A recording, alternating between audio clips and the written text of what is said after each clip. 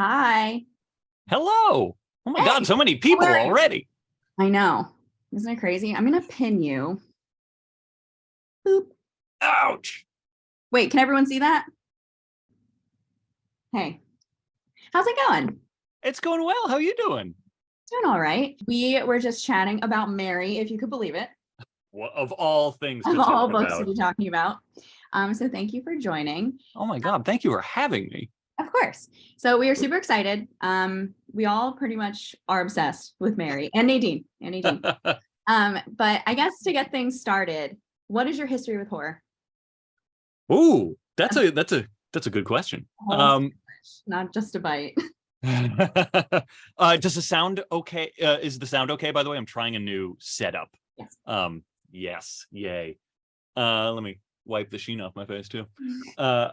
My wife and I have been unpacking a storage facility that we just cleared out. Oh So yeah. if I start coughing or sneezing, it's because I'm full of dust right now. Is there anything hidden that's in there that's good? Any books? There's Secret? so many like creepy dolls and stuff. It is a creepy doll just hideaway. It's very disturbing. Creepy doll park. Um, yeah, some of which are very lifelike and have seen better days, let's say. Um, but yeah, horror. I don't know, I've been a horror obsessive my whole life, pretty much. Even when I was a little kid, like the best way to make me pay attention was to tell me a story that involved, death and monsters of some kind or other. Um, and I mean, I've psychoanalyzed it 6 ways to Sunday, and part of the like the psychological profile that I've determined it seems to reference is that I was raised by a single mom with multiple sclerosis, progressive MS. So like we were always aware of her deteriorating medical condition, and I always forget if it's second or third generation American. But either way, my grandmother came here from Poland. We're Jewish. She fled Poland. We have a lot of relatives that did not escape Poland. So there was always just like the ghost of like physical deterioration and genocide hanging over the household at all times. And my mom was already like a big horror fan, and kind of passed that on to me. And I think that that was just kind of a way to digest a lot of that really heavy stuff that was kind of in the air. Mhm. And there's also kind of a tradition of like Jewish spiritualism and weird like weird stories and monsters and stuff like that. We love that stuff. So that all I think is maybe the gray matter stew that leads to that. But also I think I personally think every good story is a horror story anyway, because horror just means there are stakes and there's a thing that you're going to lose. So like even a romance could be a horror story, because like what if they don't get together? That could be the most destructive thing to the main character. That would be a horror story if they Well, didn't get together at the end or something like that. and also thinking about like social horror, every Yeah. story that has something that's really impactful to tell uses horror as a vehicle to do so. Yeah. Yeah, because the stakes are really goddamn high a lot of the times. So it seems like there's just not only from your experiences and your day to day, you were just attracted to horror. Yeah, nature and nurture. Word. Word. Well, so now that that's out of the way, the big one about what That is little horror? question. Let's talk about Mary. So the majority of our readers felt that your forward and afterward were so emotionally moving. It actually kind of pulled us all in so strongly. Did you Oh, yay. anticipate having such like an emotional beginning? That was the hope. I wasn't anticipating being so successful with it. So that's incredibly gratifying to hear. I appreciate that. It was interesting. We didn't actually plan on a forward. I think I'd always planned on an afterward. But the forward popped up because of one of our very helpful beta readers. I had a lot of beta readers on this, most of whom were middle-aged women. Some of you whom were also like, there was one that and the one who suggested this forward was also she has a doctorate in feminist studies and like a second doctorate in horror studies, and she was one of the readers that I didn't know. A lot of the beta readers were people I had connections with or was friendly with. But my editor wanted to make sure we gave it to some people who, like, even subconsciously could not give a shit whether I succeeded or not. Like, would not think twice about being like, this book fucking sucks. Mhm. I apologize. I curse a lot too. I hope that's I okay. love the word fuck, so You're gonna hear it a lot. That's what I use instead of sometimes. So she read this book and responded to my editor and was like, all right, I got to be honest with you. I almost put this book down several times during like the first couple of chapters, notwithstanding the prologue, but the first couple of chapters in Mary's voice. And I didn't because, I'm friends with you, she's saying to the editor. Like, I trusted that you are working on this project, and I trusted that you gave it to me for a reason. So I continued reading with it. And then by the time we got to like the middle where, the sort of twist is revealed, or one of the twists is revealed, then I realized why those first chapters are like that.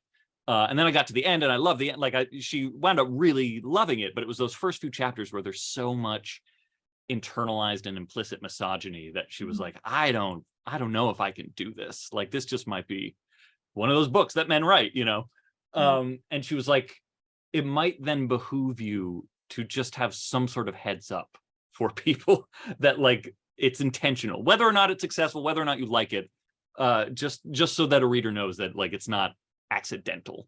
And I was like, shit, that's a really good idea.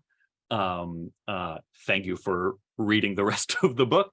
And so the idea of having a forward then came out of that, because it was just going to be, for all intents and purposes, like basically content warning. But then when my mom died while I was working on the manuscript too, and I wanted to dedicate the book to her, I was like, okay, I think I can, have this be more than just like a heads up, this is going to be in the book. Which Nestlings, my next book actually has a very personal afterword, but we felt like that stuff made more sense after the book, after what's kind of happened. But so we just have like a little content warning at the beginning of the book, because I love doing content warnings. But we decided that there was just more of an opportunity to kind of set this very strange book up with a forward and then an afterword. That's great advice. It's Yeah. probably priceless if there's such a positive reception to it. Yeah, it was. In fact, the afterword of Nestlings even kind of starts with like, I feel a lot of pressure writing another forward and afterword because people like the Mary one so much. But it is very gratifying that people have connected to it, and I love that stuff as a reader. I love getting insight into the writer's process and stuff. Like it's coming from someone who knows the impact that they have. The impact of words. So it's, like I said, very well received. Yeah, thank you. And I think that kind of taps into some of these next questions about middle-aged women, which I did share some with you. I don't know if you had a chance to look, but the ability for you to create this like nuanced middle-aged woman was great. Thank you. So I have a direct question from some of our book club members, such as Iva and Audrey. What did the preparation and research process look like to pull off writing a character with these deep childhood and life experiences? Did you talk with women in your life to get these nuances down? I did. Thank you for that question. Yeah, I had, like I said, I had a lot of beta readers to, make sure I wasn't showing my very cis male ass. Yeah, I mean, it's also one of those interesting things of like, this is a story that I've been carrying around for a while and just kind of thinking about. So I think some of the nuances also just clicked in place over the very long gestation that this book has had. But it was really helpful being able to have conversations with people that were very much in Mary's demographic already. I should also say that I think I mentioned this in the forward and afterward, but this book was also at one point like broken as an audio drama. It was broken as a screenplay. So I've also like had readings and workshops of other iterations of Mary's voice and had like actors work on it and stuff like that, and get little bits of feedback. They weren't like hugely formative things of feedback, but just like back and forth for a number of years to make sure that the nuances were there. And I think some of that might also be my my background as an actor too. Like I take that sort of like psychological kind of immersion very seriously too, if I can sound so pretentious. But that you know, I definitely have a lot of like tools at my disposal through my actor training to like, you know, turn on the empathy jets and like try and, you know, just kind of envision another person's perspective. But I think the beta readers and the feedback, especially from earlier drafts of what wound up being this version of the book, were the most helpful. Some of which were like pretty small but foundational observations. I think there was the earliest draft of this book. Mary was a lot dumber about herself, like a lot more naive. She was like a lot more written Less by a social man. layer. Yeah. To the point where like she was like, what's going on with me? And I think it was one of the early beta readers that was like, you know, she'd know about perimenopause, right? And I was like, yeah, that's a great point. But like, of course, I as a cis man was just like, oh, what's going on? And so it was like just like little observations like that you know, especially if you're ready to receive them, which any writer should be in the beta reading process, to just be like, yeah, that was ignorance on my part, and I'm going to correct that. And it wound up having, you know, huge ramifications and adds that layer of nuance that I think is so necessary for a story like this being written by a character outside of my purview. There was a question that I have later that someone asked about how many iterations of Mary did you have? And that kind of answered that. Like, it seems like there was like a starting point and then these beta readers and these experiences and different, you know, for, you know, a screenplay or audio drama, like it kind of just evolved and it got to this point. And I would imagine that this is your favorite version of Mary. Is there anything that you cut out from her character that oh man, or just like you're like, I don't even know. I don't know. So it started, I first wrote this book when I was 13.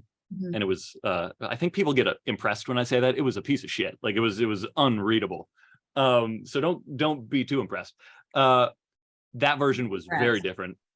It was like 100 pages, and most of it was who knows what it was. That was very different. That was Mary even like kills herself at the end of that. Like it was just very like, you know, tragic. So it was set in Maine because of course it was, because I was a 13-year-old writing horror, and that's where horror has to be set apparently. I'd never been to Maine. I've still never been to Maine. We have some people here from Maine, so hello Maine. Hello Maine. I'm glad I didn't try and write a story set in a place I've never been, growing up in Arizona. So it was like way different then. It was just kind of a tortured little character portrait. And then attempted it again in my 20s, turned it into an audio drama, turned it into a screenplay. Then when we got to the book version, you know, when I got my contract with Nightfire, which Nightfire didn't even exist at that point, it was still just Tor. That's how long publishing takes. I got my contract, I think, in like 2018 or something like that.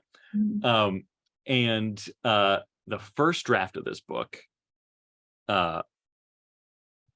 is, you know, the bones are there. What you read is like the bones of that draft, but there was a lot more, especially about Mary's time in New York, that I had to hack through. The second draft of this book, so what you read, I think, comes out to about 130,000 words, which is these days long. I'm a Stephen King junkie, so I think of this as like a normal size of a book. Like it's as long as Firestarter. That's not a long book. But these days it's noticeably long. The first draft of this book was 150,000 words. So there's a whole novella in there that got cut out. The second draft of this book, which was written during like the height of the pandemic, was 180,000 words. So I wound up cutting about 60,000 words. You know, if this book was inspired by Carrie, I wound up cutting almost an entire Carrie's worth of words out of this manuscript. None of which needs to be read, but none of it needed to be there. But there was a lot of stuff about, you know, Mary had a whole not even a subplot, but just a whole bunch of scenes where like she used to like sneak into NYU's medical school and watch autopsies because she was just kind of drawn to watching people cut bodies up and she didn't know why. Which we know why later, but like it was like things like that. There was At one point, there was a subplot that she went out to karaoke with her coworkers at the bookstore and wound up sleeping with her manager before he fired her. Because I was just like, hey, why not? Let's see if this gives us anything. Yeah, it was very dramatic. But yeah, so like that's all stuff before like Nadine even calls. There was just so much I wanted to explore about her New York life that wound up. You need a novella of like Mary's day to day before she leaves New York City. Yeah, we'll have like a whole in-world sort of thing. And there was a lot there was a lot more of like third-party excerpts and stuff like that. Like that used to be what is now basically the last chapter, where there's a lot of like interviews and things like that. They used to be peppered throughout. So we got a lot of that stuff. There were Nurse Nancy was a much bigger character because we got a lot of her diary entries and stuff like that. And that was also a case where it was like, you know, A, it was slowing the narrative down, and B, I was like, I don't think I'm doing this character justice by like trying to write in her voice. So let's reduce the amount of time I'm attempting to do that. But that also, yeah, that did make me feel bad though, because I like that character a lot, and like I missed spending time with her. But ultimately, I think it was for the best.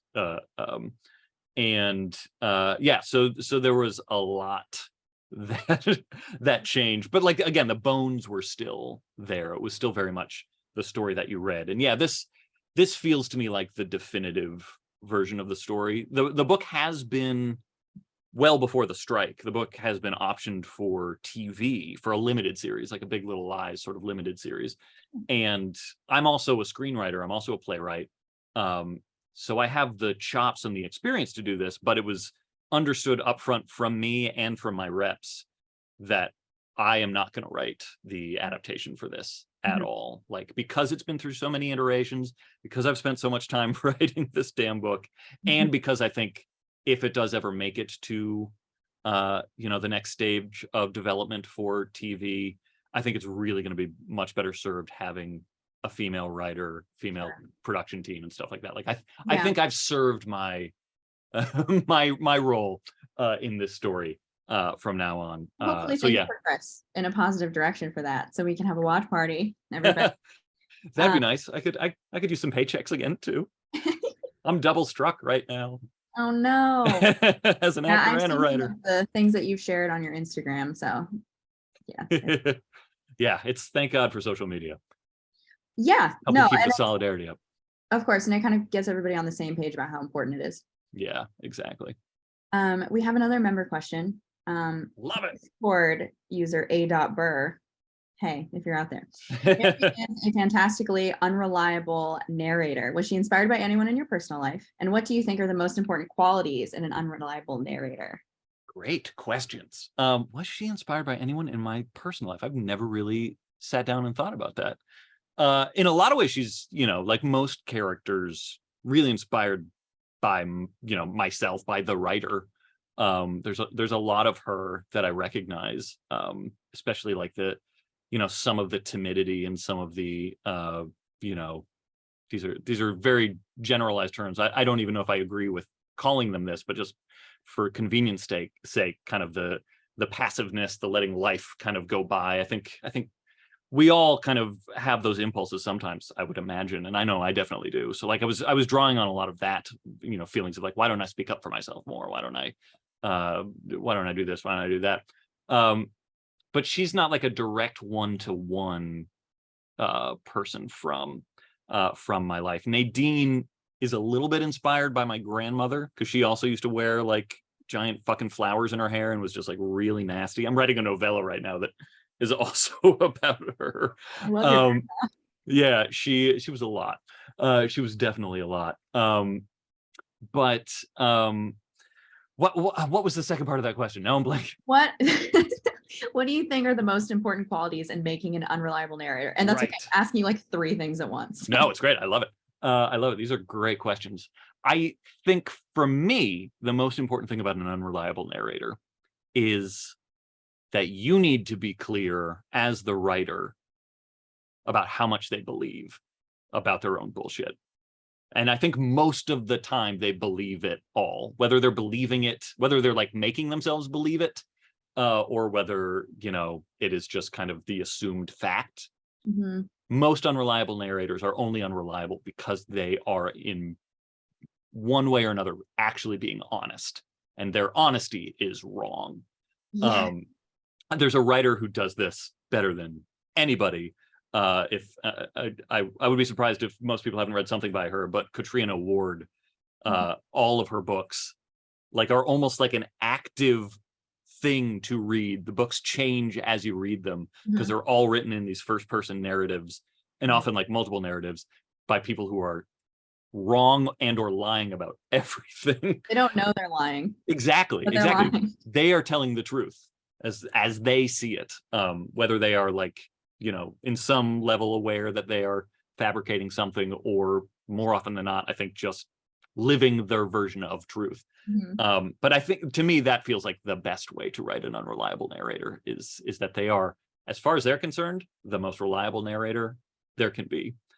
Which was another reason like why I wanted, besides like the Carrie riffs, obviously, but it was another reason why I wanted all those like third party sort of things, so that we could just constantly be getting a more objective references from the outside world of like, this might not be the complete truth that we're getting. There are other perspectives that That's might great belie advice. this. We have some writers in the group, so I think that's maybe a little takeaway. For Yay, that. writers. Go writers. Yeah. Also, you know, can you talk about Mary through the lens of Carrie? Yeah. It, as I said in the intro, it was a really formative influence for the book because I mean I'm a huge Stephen King obsessive anyway. You probably can't read the titles on my bookshelves, but there are several shelves that are like double stacked of just Stephen King. I've read everything he's ever published, and then some. You know, some for better, some for worse. But like I've always just kind of been something of like a student of how he does things. To also sound pretentious again. But so Carrie was just always like a big favorite of mine. I always loved the idea of my first book being an echo of his first book too, just as like a cheeky little, you know, homage. Nice.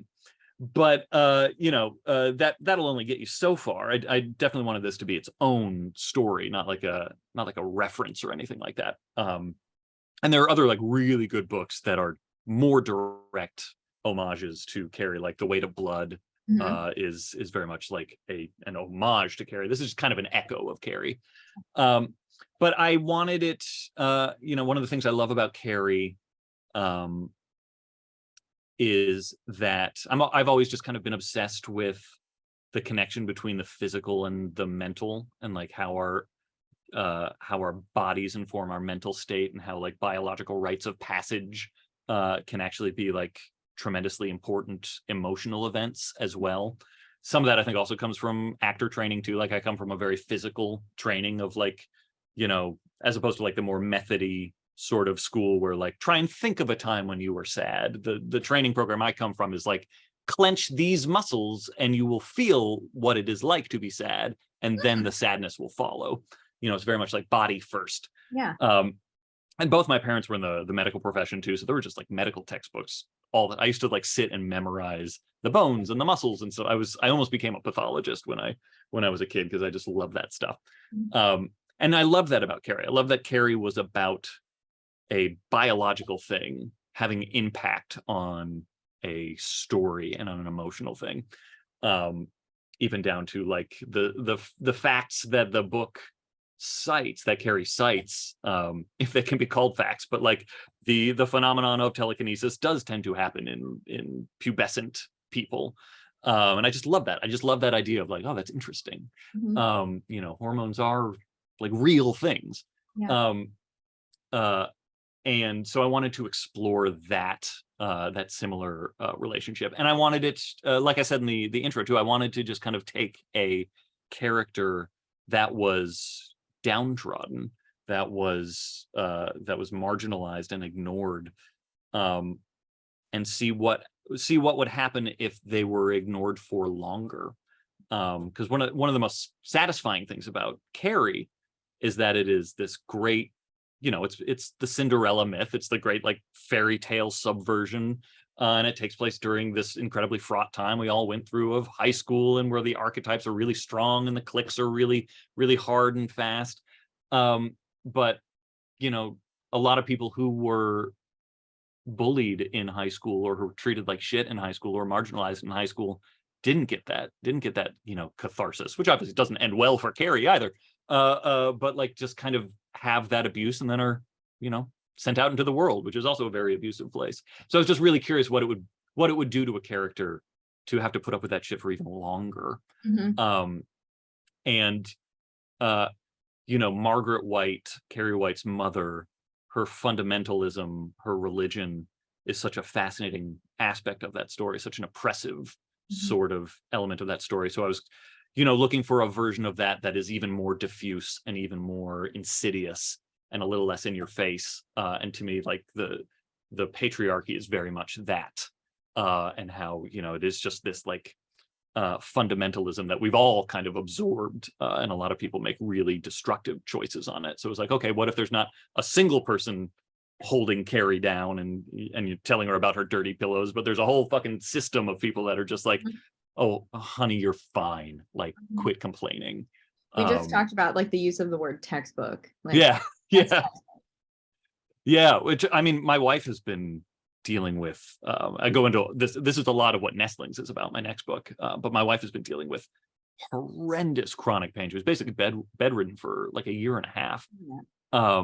And it's basically all the result of fibroids and endometriosis, and the number of doctors she has seen. And this is even after Mary was written. This is just kind of, you know, some of this inspired Mary, but a lot of this inspires the book that's coming out in October.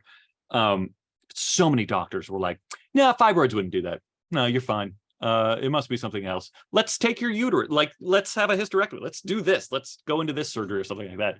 And it wound up being, finally, after like 50 something doctors, a female OBGYN, although some of her more dismissive doctors were also women, because it's endemic to the medical profession, but also a great like pelvic floor physical therapist who was able to treat these things and like actually take it seriously. Like, that's the biggest fucking problem, is that it's just not taken seriously. And so I wanted to, long story short, I wanted that to stand in for the you know, Eve was weak sort of religious fundamentalism that is so much more concentrated in Carrie, if that makes sense. It does. I think, if I'm remembering, it's been a while since I read Carrie, there are articles about telekinesis in Carrie. Did you sort of mirror that with some of this like detective? Yeah, totally. There, Carrie throughout, because Carrie's only like 60,000 words. Carrie is barely a novel. It wouldn't be a novel these days. It would be a novella, and it would probably be considered YA because it's about teenagers. But it was, the story itself is really short, and then it's just padded with police transcripts and articles, and you know, one of the high school girls, Sue Snell, wrote like an autobiography that is just big chunks of the book too, and stuff like that. And I love that. So like I said, like the original versions of Mary, that's everywhere. That's like every other chapter is that. And then I finally just whittled it down to the to the detectives book, and to Kate Chopin. It gives it a little bit of like texture too. Makes it, you know, it kind of, at least with King's, it makes it feel like almost like real, if it could be fictionally real. But that had the same sort of effect, and I thought maybe that was like one of the things. Big time. There's a couple comments that I want to read before we move on to another question. Devin said Katrina Ward is great, or Katrina Ward, actually, I think is how her name is pronounced, right? Yeah, emphasis on the tree, I've learned. Katrina Ward is great. Kim said, I absolutely love the cult aspect of the book, and especially how they're based on nothing but lies and self-interest. Yes, thank you. That was purposeful. That was definitely purposeful. And Laura shared the medical dismissal was so on point. I feel seen. And Red said, true. And we have some other, you know, as a disabled, chronically ill woman who has consistently experienced and seen other women in my life be brushed off by various medical professionals. It's probably your period, hormones, anxiety, etc. I really appreciated that aspect of this book.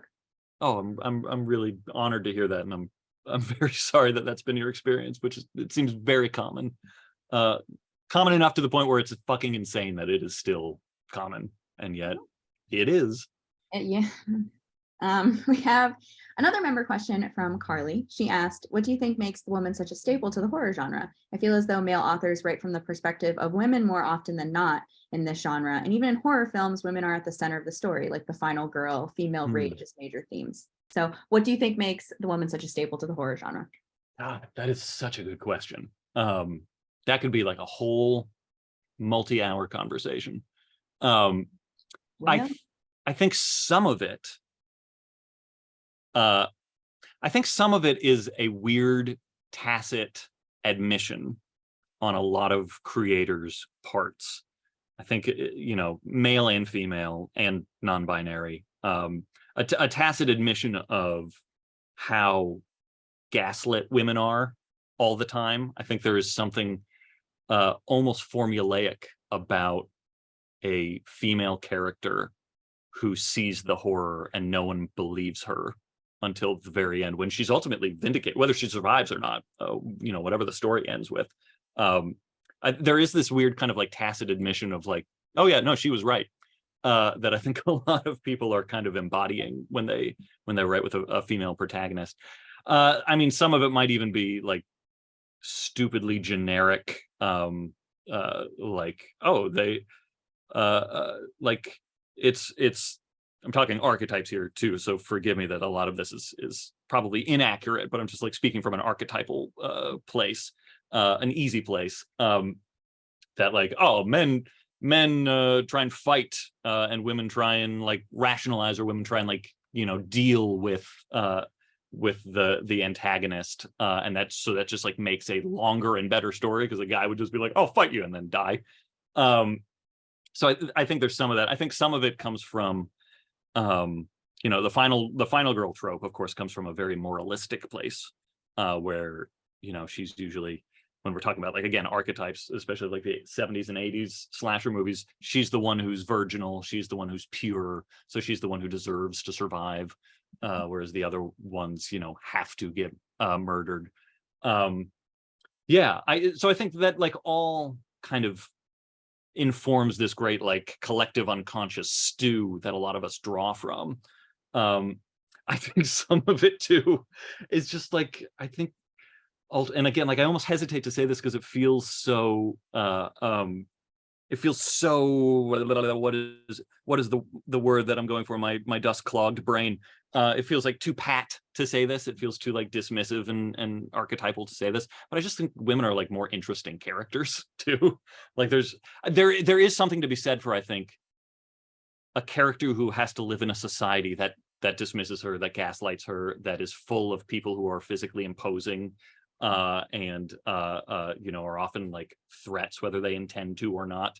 So that character just has more, is just aware of more things, and has a lot more social nuance at her disposal, because there's so many things that women have to be aware of that men don't.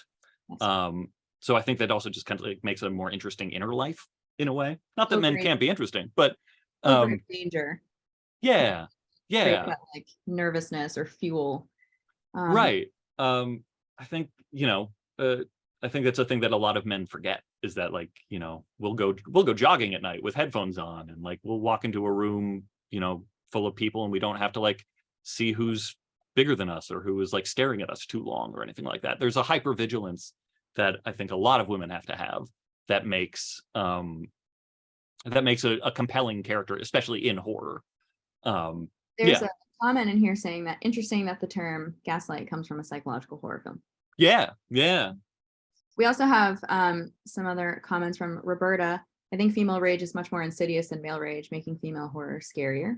That's a great Jessica point. said much more calculated and dangerous. It's less urgent. It's proactive instead of reactive. Yeah. I think that's something that it seems to be, we're all sort of echoing here, is like this, what you're saying, like the experiences that women have, does that make them better to write as a character? Not better, but more apt to be in a horror novel? Probably. Yeah. And is it a silent admission of women's submission, and also tenacity, maybe too? Yeah. Yeah, it's complicated. It's a complicated, interesting question that we're probably all just kind of scratching the surface of. Yeah. Yeah, that's a big one. But um, why did you choose loved ones, and why are they so prominent in the book? That's a great question. Do you have a I collection? have, there's some, I don't know if you can see, but there are some there. There's a box of a bunch of broken ones that I got for a promo like video before Mary was released that I have yet to get rid of. Um, the term loved ones kind of just came out during the drafting because they're to me they're basically Hummels, and Hummels was trademarked enough that I was like, let's find a way to not use a trademark name. But there's also, I found just something very poignant of this character who like doesn't have a lot of love in her life, and so she's got her loved ones. We always talk about our friends and loved ones, and it's just kind of a phrase that has a lot of like emotional. Yeah, exactly. It's like these are her loved ones. These are the things that she loves, and they love her. And it's funny. I was talking with Clay McLeod Chapman the other night because very subtle name drop. Watch your toes, everybody. He'll get a kick out of the fact that he's a name to drop too. I'll tell him that. In a horror book club, absolutely. Yeah, exactly. We're on a writers group thread where a bunch of writers, we all just vomit our insecurities. So we're always like, nobody knows us, nobody. So he'll be glad to hear that, because we all feel that way. But we were talking about plotting versus pantsing, and he's a bit of a pantser. I'm a bit of a plotter. But when I plot, I am pantsing, which is how I describe it. But that is one of the like pantsier things. Do people know what I mean when I say plot and pants too? I feel like that's a big discourse thing. Just in case. Yeah, there's two different schools of writing thought, and it's very big on writer Twitter to argue about both of them, which is superior. But there are people who like outline beforehand. Those are the plotters, and then there are the people who fly by the seat of their pants, who are the pantsers. And so there are some writers who sit down and they just write, and like whatever happens, and they'll put structure on it in a later draft. And then there are other writers, of which I'm more of the group, who like outline and try and have a structure first and then write, because it's helpful to know where you're going and stuff like that. So I'm much more in the structure camp, but I will do a lot of vamping and a lot of like character work and a lot of pantsy stuff too. And the loved ones kind of came out of that. They just were something that especially in like the earlier versions of Mary, where it was a more dramatic medium, I needed to have a reason for her to talk out loud, especially in the audio drama. So I wanted to give her someone to talk to. So I gave her these little statues, and my wife's my wife's mom and a few other relatives definitely come from that school of decoration where there's just like Hummels everywhere. So I think I had them in mind too. And I find them to be just like slightly dreadful too, just these little frozen children in various states of happiness. There's something like clown-like about, why are they so happy? So I liked that image of a shelf full of porcelain, frozen, perfect little children. Especially for this story about a woman coming out of her childbearing years. Like it just kind of like felt thematically appropriate. And then as I was writing and kind of discovering, little things that you discover in the more pantsier world, that it could also kind of be that she was drawn to these children because when she was a child, she was in this institution where they drugged them and kind of made them be the living version of these Hummel figurines anyway.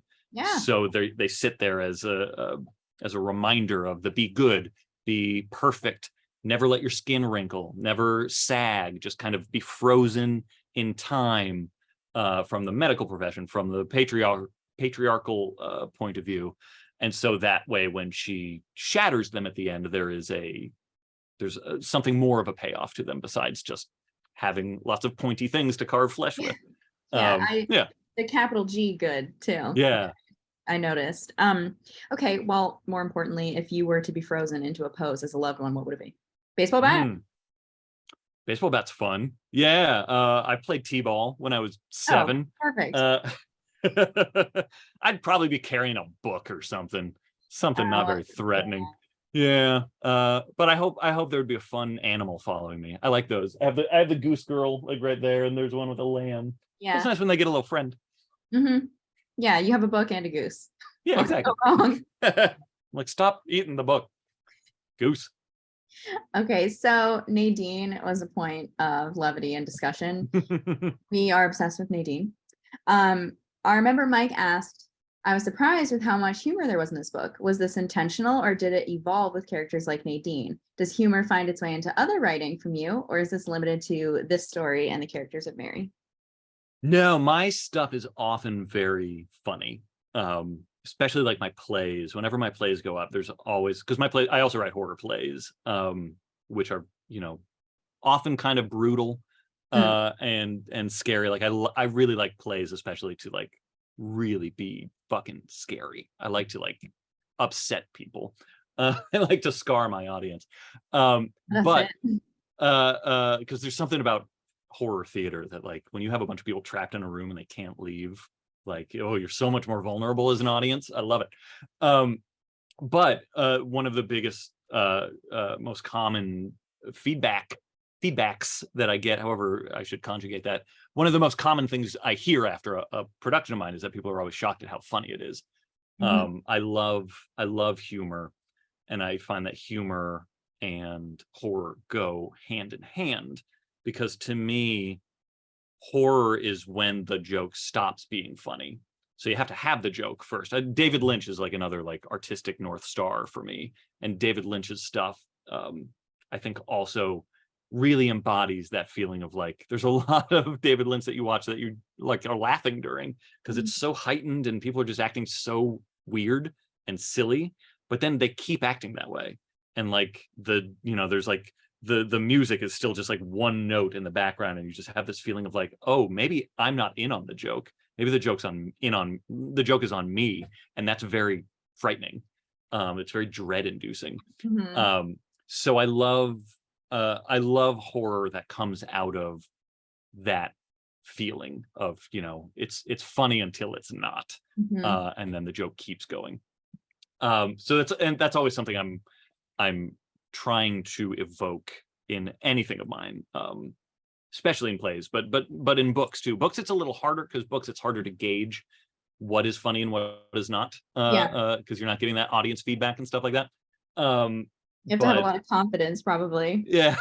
And I think part of it too, like bringing it back to the unreliable narrator too, is that ultimately you have to really try not to write funny, because once you write funny, then it's usually not funny. That's just someone trying to be funny.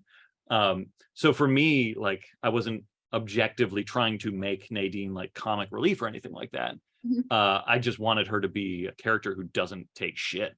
And that can often be very funny, because it's just very like satisfying when someone is saying horrible things in a situation when they shouldn't. So for me, the humor has to either come from a very grounded place or a very like consciously absurd place. I tend to write, and this I think is a key element of Jewish humor too, is that sort of absurdity, that sort of like, oh, again with the thing, and like it's just gonna. Nestlings is my next book is very much a Jewish story too. It's objectively a Jewish story, and so there's just a lot of like, that sort of sense of humor too. You laugh so you won't cry sort of feeling. So I think both of those things inform a lot of what I write too. Also, it's just, again, bringing it back to playwriting, and as a playwright for like 20 years in New York City, where like if your thing isn't funny, it's just death. Like, you do need to, even Shakespeare's deepest tragedies have clowns in them. You just kind of have to have a sense of humor about what you're writing, no matter how dark it is, because I don't know, me as an audience member and me as a reader, I don't know how many also feel this way, but I imagine a lot of people feel this way too. Like, it gets to be such a slog if there's not a sense of humor to it too. Like, it doesn't always have to be like full, like, Grady Hendrix sort of like jokiness, which I love too, but there has to be some element of that, because otherwise it's like, ugh, what's the point? I'm so sick of being stuck in this world. Well, I think also a really strong takeaway from the humor that you expressed is that now queef is in my vocabulary. So Great word. yeah, I think that there are many moments that we were all just kind of like sharing before that we audibly laughed out loud at. And just, talking about Nadine, like Mary wanting her to be reincarnated as the Loch Ness monster and like all these like really awful things, just awful but funny about Nadine. She just was such a star. Um, Yeah, there's she's a a fan comment in favorite. here. Yeah, her voice was definitely Roz from Monsters Inc. Um, and also we thought in our mind's eye that she was like the grandma in Napoleon Dynamite. Yeah. Oh, totally. Totally. Yeah. Cigarette Yeah. mom. Exactly. I think, didn't she like carry around an oxygen tank too? I can't remember, but yeah, that's definitely a time-honored archetype that I was pulling from. Love it. Okay, so another complex question. This, I guess, is a threefold. I wrote my little note here. Molly said, I love when authors use news articles. How did you decide what quotes to use? Were these written before, during, or after the novel? And how did they contribute to your writing process? Yeah. Like I said earlier, there were a lot more. There used to be like, as with Carrie, there were like police transcripts and stuff like that. After every chapter, which when it's a long book already, like really pumped the brakes on any sort of propulsion. So a lot of them had to go. But I wanted to, again, as like a very structure oriented writer, I knew there were going to be a lot of distinct parts to the book. Mhm. Part with like a capital P. So I wanted there to at least be thematic quotes, which is where the Kate Chopin comes from. And I talk about Carrie a lot, but The Awakening is obviously a very big influence on Mary, down to the subtitle. Kate Chopin's The Awakening, which is a tragic story. It's a lot more in line with how Mary originally ended when I first wrote it as a kid, about a woman, just kind of realizing how oppressive this world is and ultimately walking out into the ocean. Spoilers for a 200-year-old book. But like I wanted to hear Kate Chopin's voice. I wanted to hear that book's voice throughout, as a kind of contrapuntal sort of feeling to the gore and the horror. I like to pretend myself a very literary writer, so like I wanted to include those little things, and then have that juxtaposed with excerpts from the fictional FBI agents, true crime sort of thing.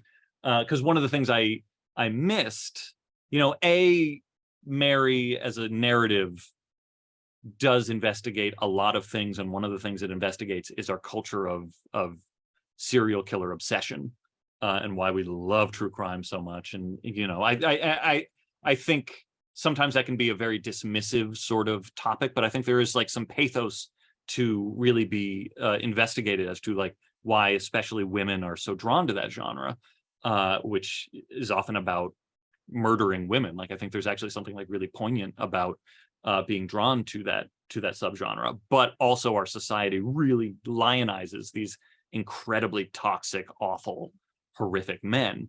And so I wanted to, throughout kind of have, little bits of discussion about serial killers and serial killer obsession, and why we often like ignore the victims and love the murderers. And as such, like having an excerpt from a true crime book throughout that winds up being about the murderer and the hero who kills her, just felt kind of satisfying and fun. And I enjoyed the idea and really leaned into it heavily with the other excerpts that wound up getting cut, but of there being misdirects, so that you think this true crime book is all about Mary, and in the end, no, Mary's just as invisible as ever, and it was Yeah. Nancy who was actually the she that was constantly being referred to.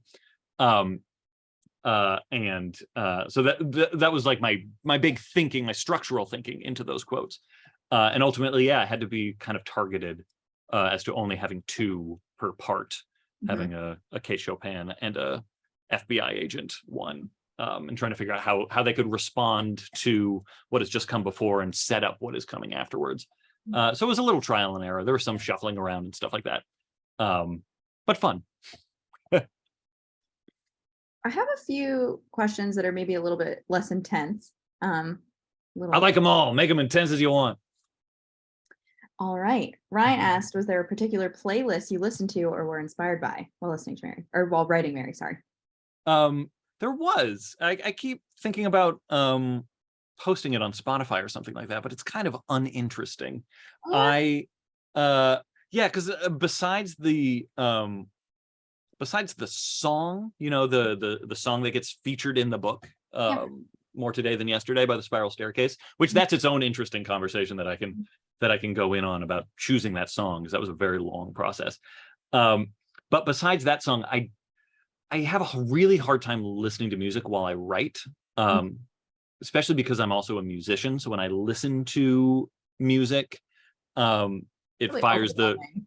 it activates parts of my brain that, like, then I'm like, oh, I'm going to pick up my guitar and play along with it, or I'm going to analyze why that chord change works or something like that, or I want to work on my own song right now or something like that. So it's just really hard to concentrate when I'm listening to music, especially with lyrics.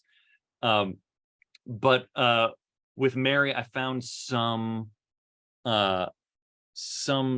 success, some productivity with writing to giallo soundtracks, you know, Italian horror movie soundtracks, like Lucio Fulci and Dario Argento soundtracks and stuff like that, which are, for those that don't know, are like super cheesy synth arpeggios that are just like, it's like Stranger Things music. That's what Stranger Things is riffing on.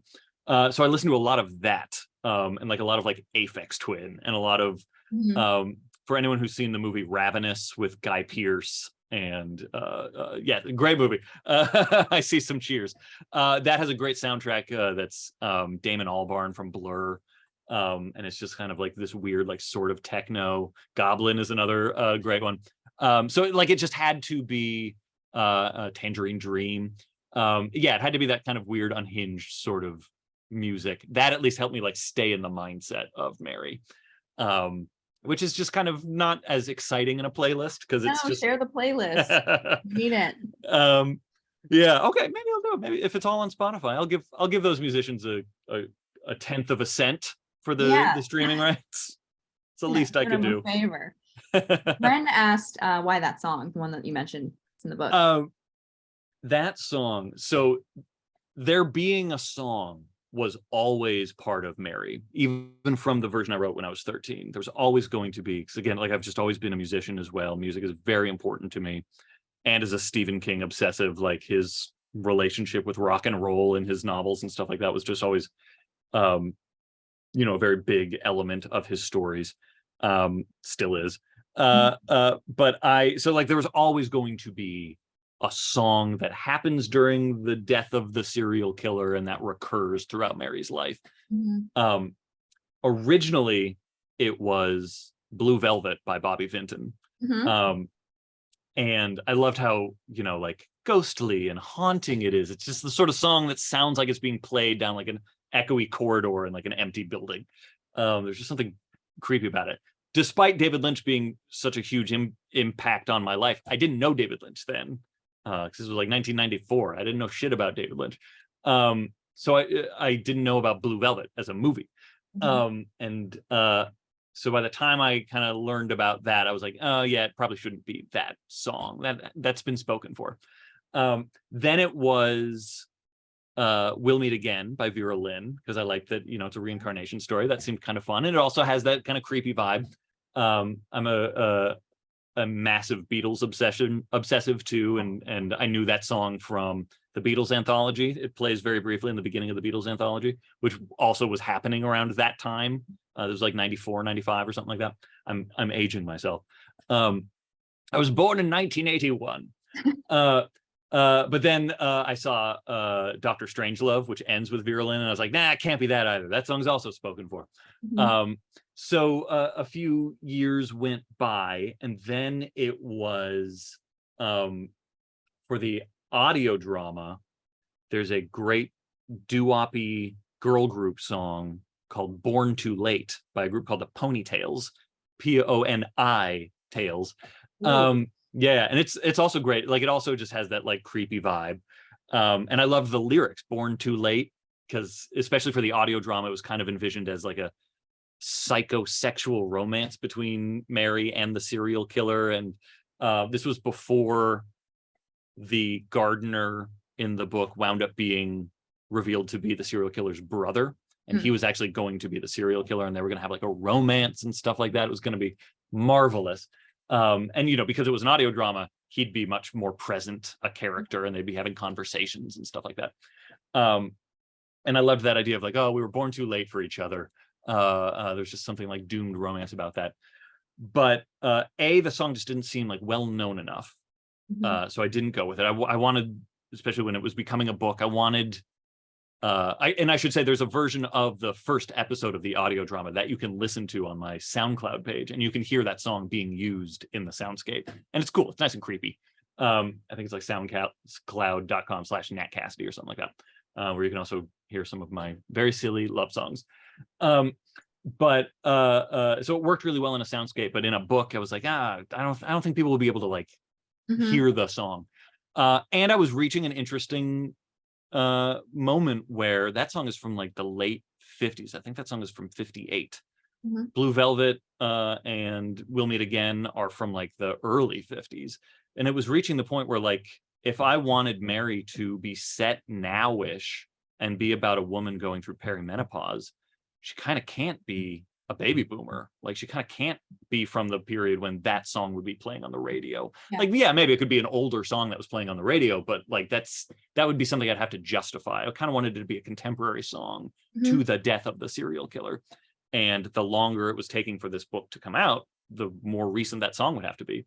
So for the first draft of the finished novel, it was a song by Todd Rundgren, Hello, It's Me, which I really like, because again, like it had to have a thematic echo to it. And this is a story about someone discovering who they are. And I liked that. I liked that feeling of like, it started as like a love song and then it ends as like her awakening and being like, oh, this is me. Like I am me. I'm not this serial killer. I'm me. So I was like, that's neat. But then the pandemic hit. And if the math was going to work out, if I was going to have Mary turning 50, which, you know, in real life, she would be going through perimenopause earlier anyway. 49 is kind of late to be starting perimenopause. Not inaccurate, but just kind of statistically kind of late. But I just like that round number feeling of right before her 50th birthday. The book would have had to have dealt with the pandemic for her to have been turning that age to have that song come out. So I was like, fuck, that song comes out in like 73 or something like that. So I had to find something from like 1969 to work. And so I looked at the charts, the pop charts, and I saw, The Spiral Staircase, More Today Than Yesterday.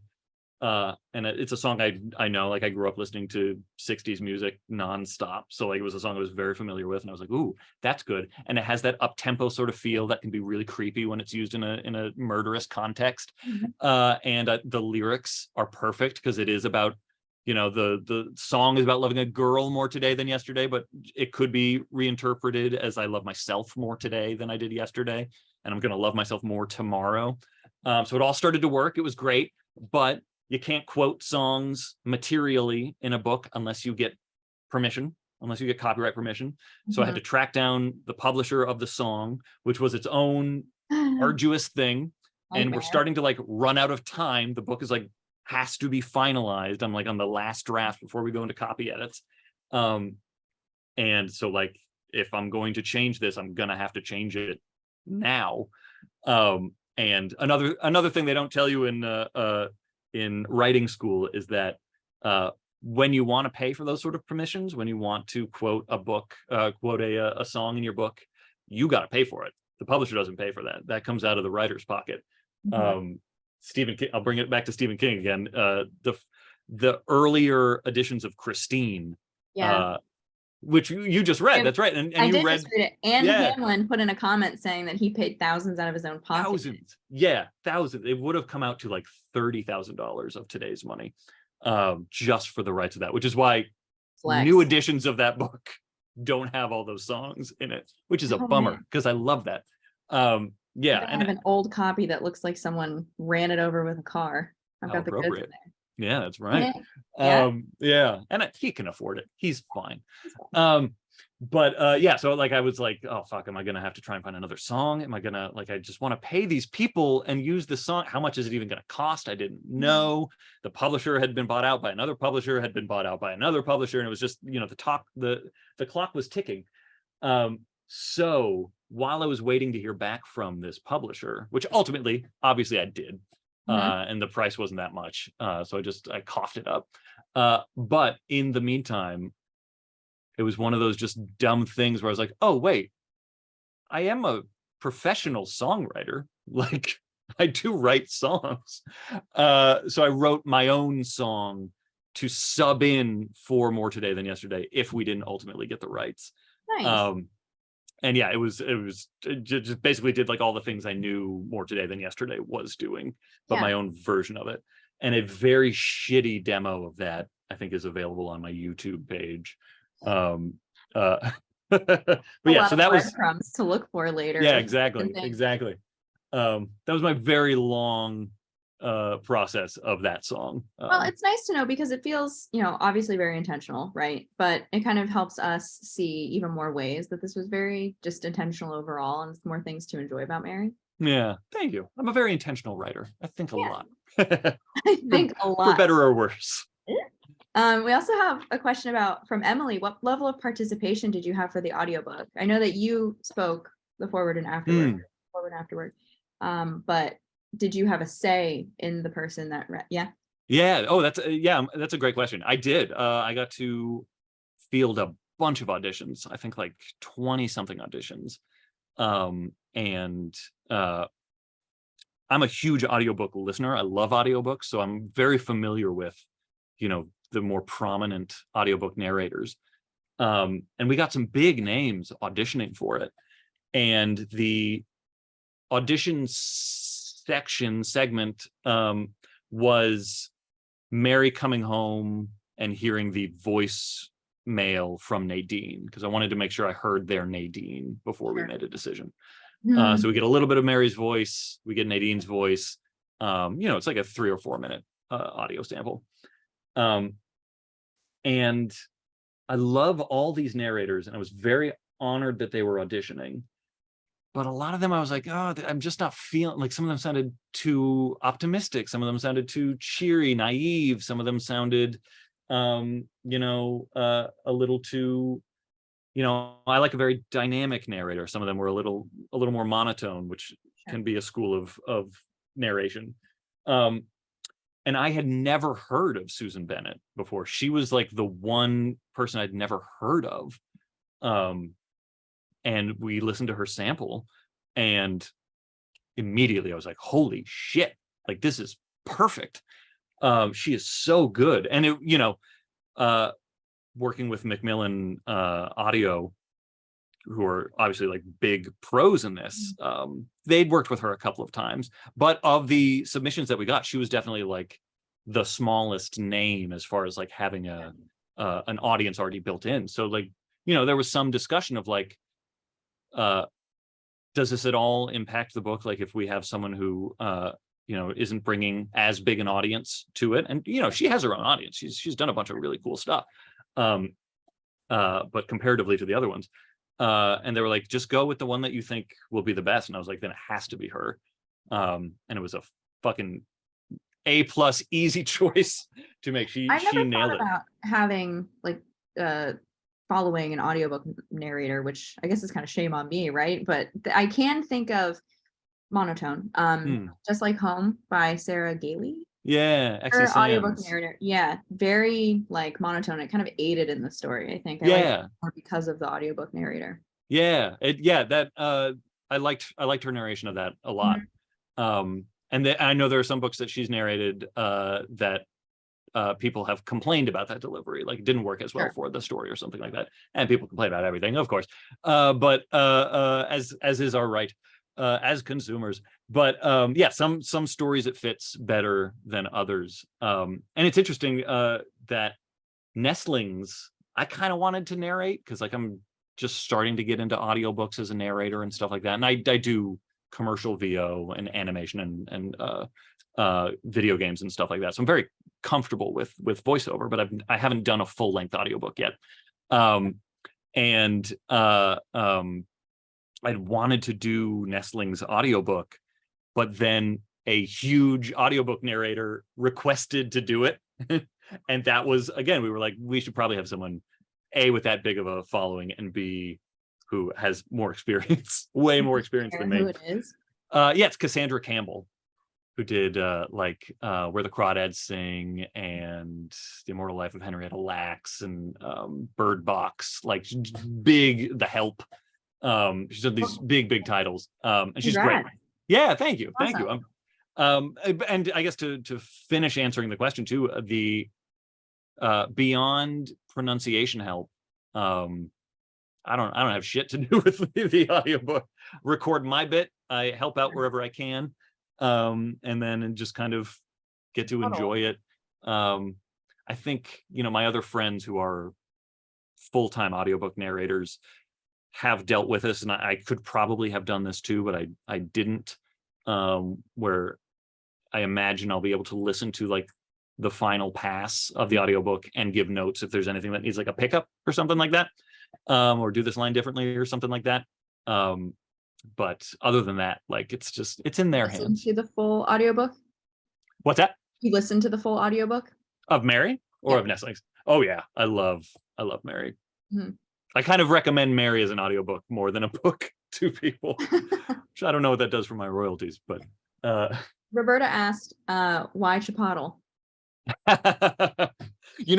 Speaking of Napoleon Dynamite, I think it does kind of come from thinking of his grandma calling them quesadillas. Yeah. It's funny. It's just fucking funny. I mean, I grew up in Arizona. I grew up like 2.5, 3 hours north of the Mexican border. So like my life was kind of saturated in Spanish. And it's always just funny to me to hear people pronounce it wrong. Mm-hmm. Because especially when I'm not in Arizona, I hear it all the goddamn time. And I have a couple of play scripts that have a fair amount of Spanish in them. Mm-hmm. And whenever I do like a reading with actors, like sometimes it's just me laughing silently in the background when I hear like javelina and saguaro and stuff like that. It's like, oh, that's adorable. So yeah, it just kind of struck me as funny. And I also loved that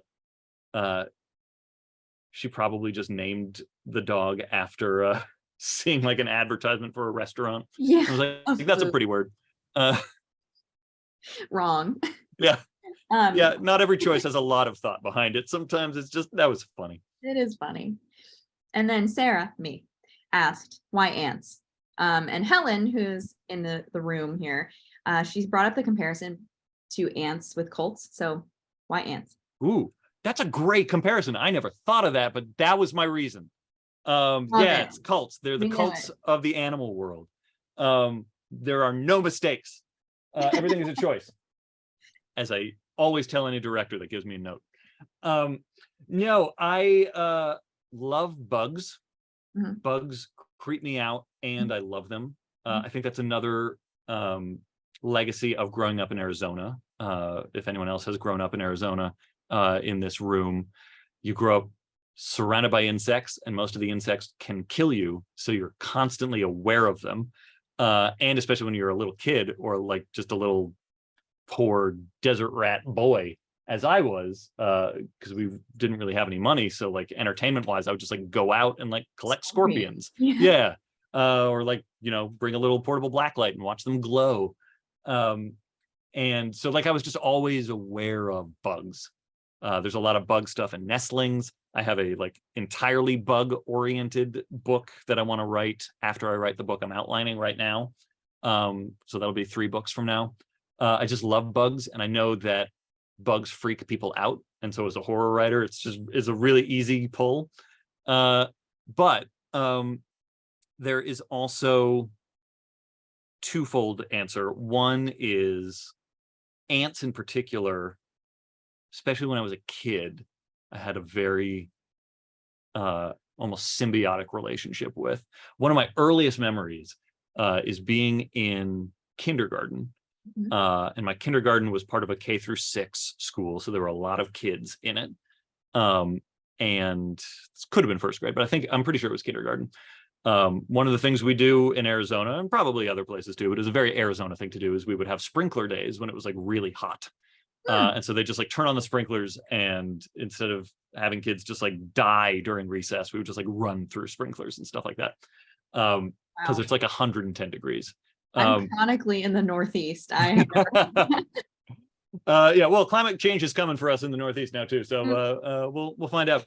Oh, that's right. You're from like around Eastern Pennsylvania, where my wife is from, if I remember correctly. Yes, and Ant and Nat are anagrams, which is also not a coincidence, totally intentional.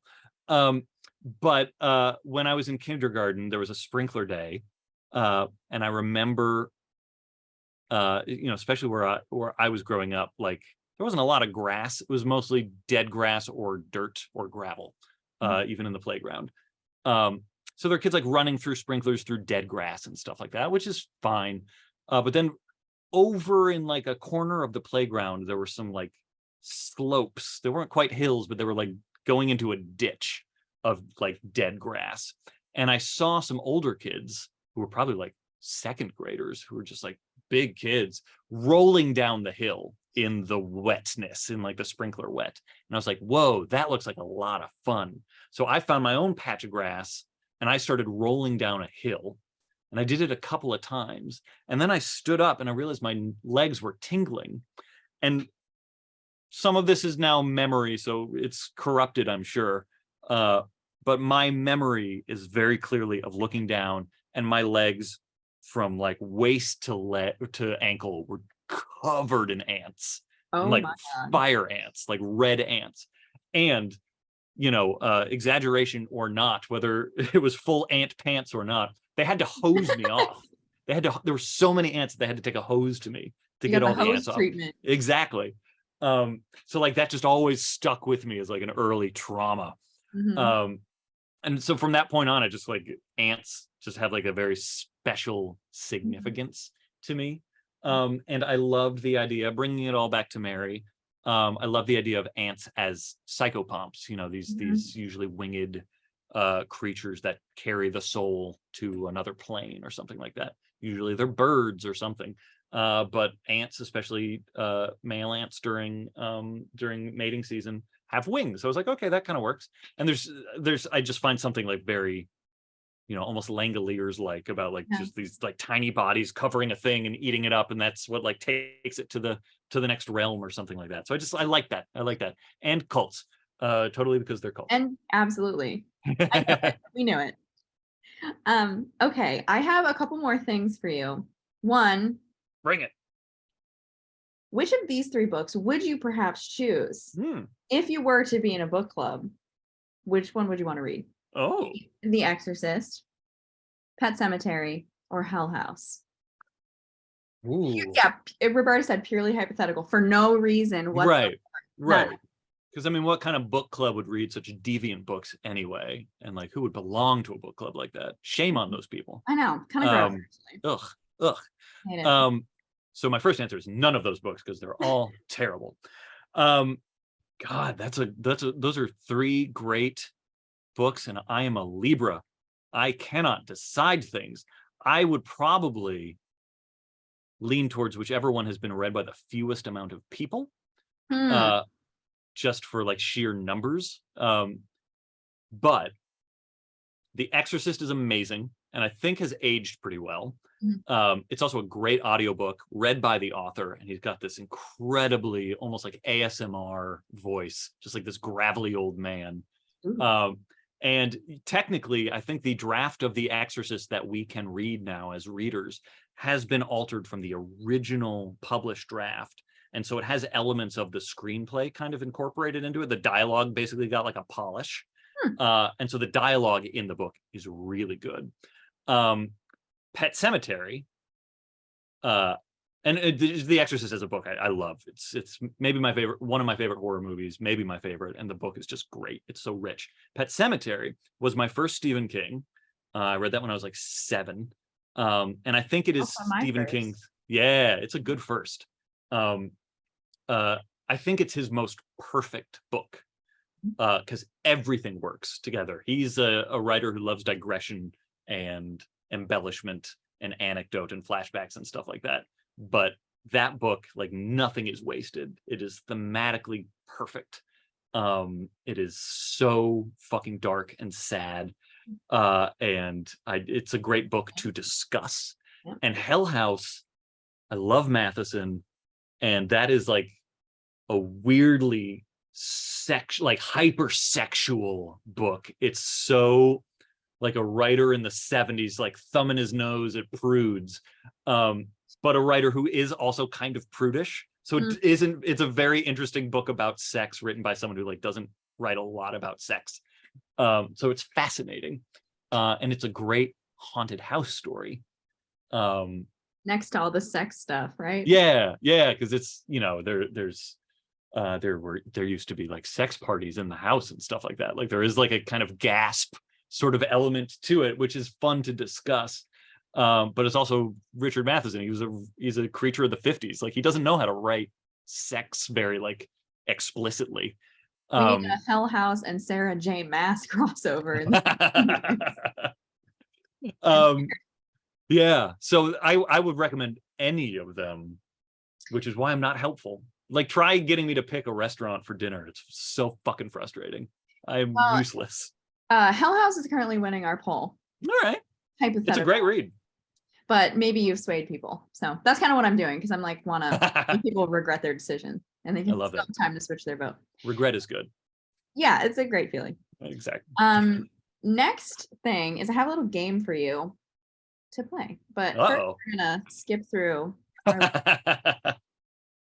Your graphics are so goddamn good, by the way. Thank you. I love them so much. That bookmark is, I'm gonna treasure that. Nice. For those who aren't in the bookmark club, first of all, what are you doing? Second of all, thank you. I'm using my design and illustration abilities for evil. Even just the Instagram pages, yours and the book clubs, like the aesthetic is great. I love it. 2 thumbs up. I love it. Thank you. Okay, so our little game is, which edition of these mass market horror would you pick? I picked the left because I have that one, and it is very satisfying to touch. It is upraised. That ghostly face is upraised, and when you see it in the light, it's really fucking creepy. I also have an edition. Mine's not have like an embossed thing though. It's just, really? Yeah. Oh, mine does. Not to brag or anything. Okay, cool. Next one. Elizabeth by Jessica Ken Greenhall. I love this book. This book was a big influence on Mary, actually.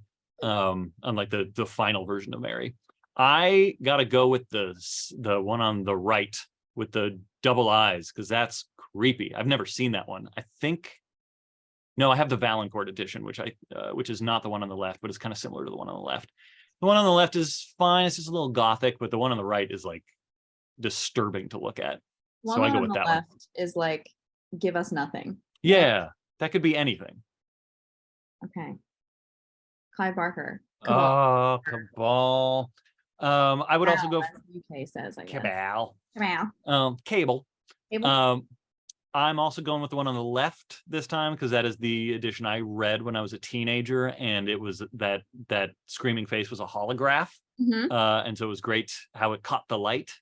And I don't know about the one on the right, but the one on the left also had like 3 extra short stories in it, which I really appreciated. So yeah, easy vote. You were 3 sorry, one on the right on the ones I own, so we'll see. You got good taste. Thank you. Although I will say, the one on the right reminds me of my favorite VHS covers that I used to think about all the time when I was a kid. There were 2, as I say in the intro to Mary, I used to just look at cover art for VHS in the horror section all the time. And there were 2, Return of the Living Dead 3 and Fright Night. Both have like skulls in a giant cloud. And when you grow up in the desert, you'll have monsoon season, and you'll also have haboobs, which are big like dust storms, one of which happens in Mary. But I have very, very, very clear, like almost limbic memories of being outside playing and seeing those giant dark storm clouds coming, because Arizona's like sunlight 360 days out of the year, so those moments of rain and storm are like totemically terrifying. And I would always think of those VHS covers of just like this grinning skull in a cloud, and that kind of reminds me of it a little bit. Still not as cool, but also subtle flex that Cold Moon Over Babylon was our first book pick. Oh, good pick. I love Michael McDowell. Next, this was our pick a year ago. So. Oh, Nightblood. I just made a little TikTok video that included Nightblood. I threw it in here. I gotta go with the one on the right. It's bloody. I like blood for my vampire stories. The one on the left is fine. It's not bad. It's fun. Yeah, and that's the edition I have. I have an original and a Valancourt of the one on the left. But I like the one on the right. It tingled my spine, said Robert Bloch. Okay, and the last one is the Amityville Horror. Ooh. My mom is buried in a cemetery on Long Island that is a like 10-minute drive to the actual Amityville house. And so every time we go to the cemetery, I make my wife take me to the Amityville house. And it's just sitting there in a little suburban, little block, just there. Minding its own business. Yeah, exactly. But it's just fun to go out there and look at the house.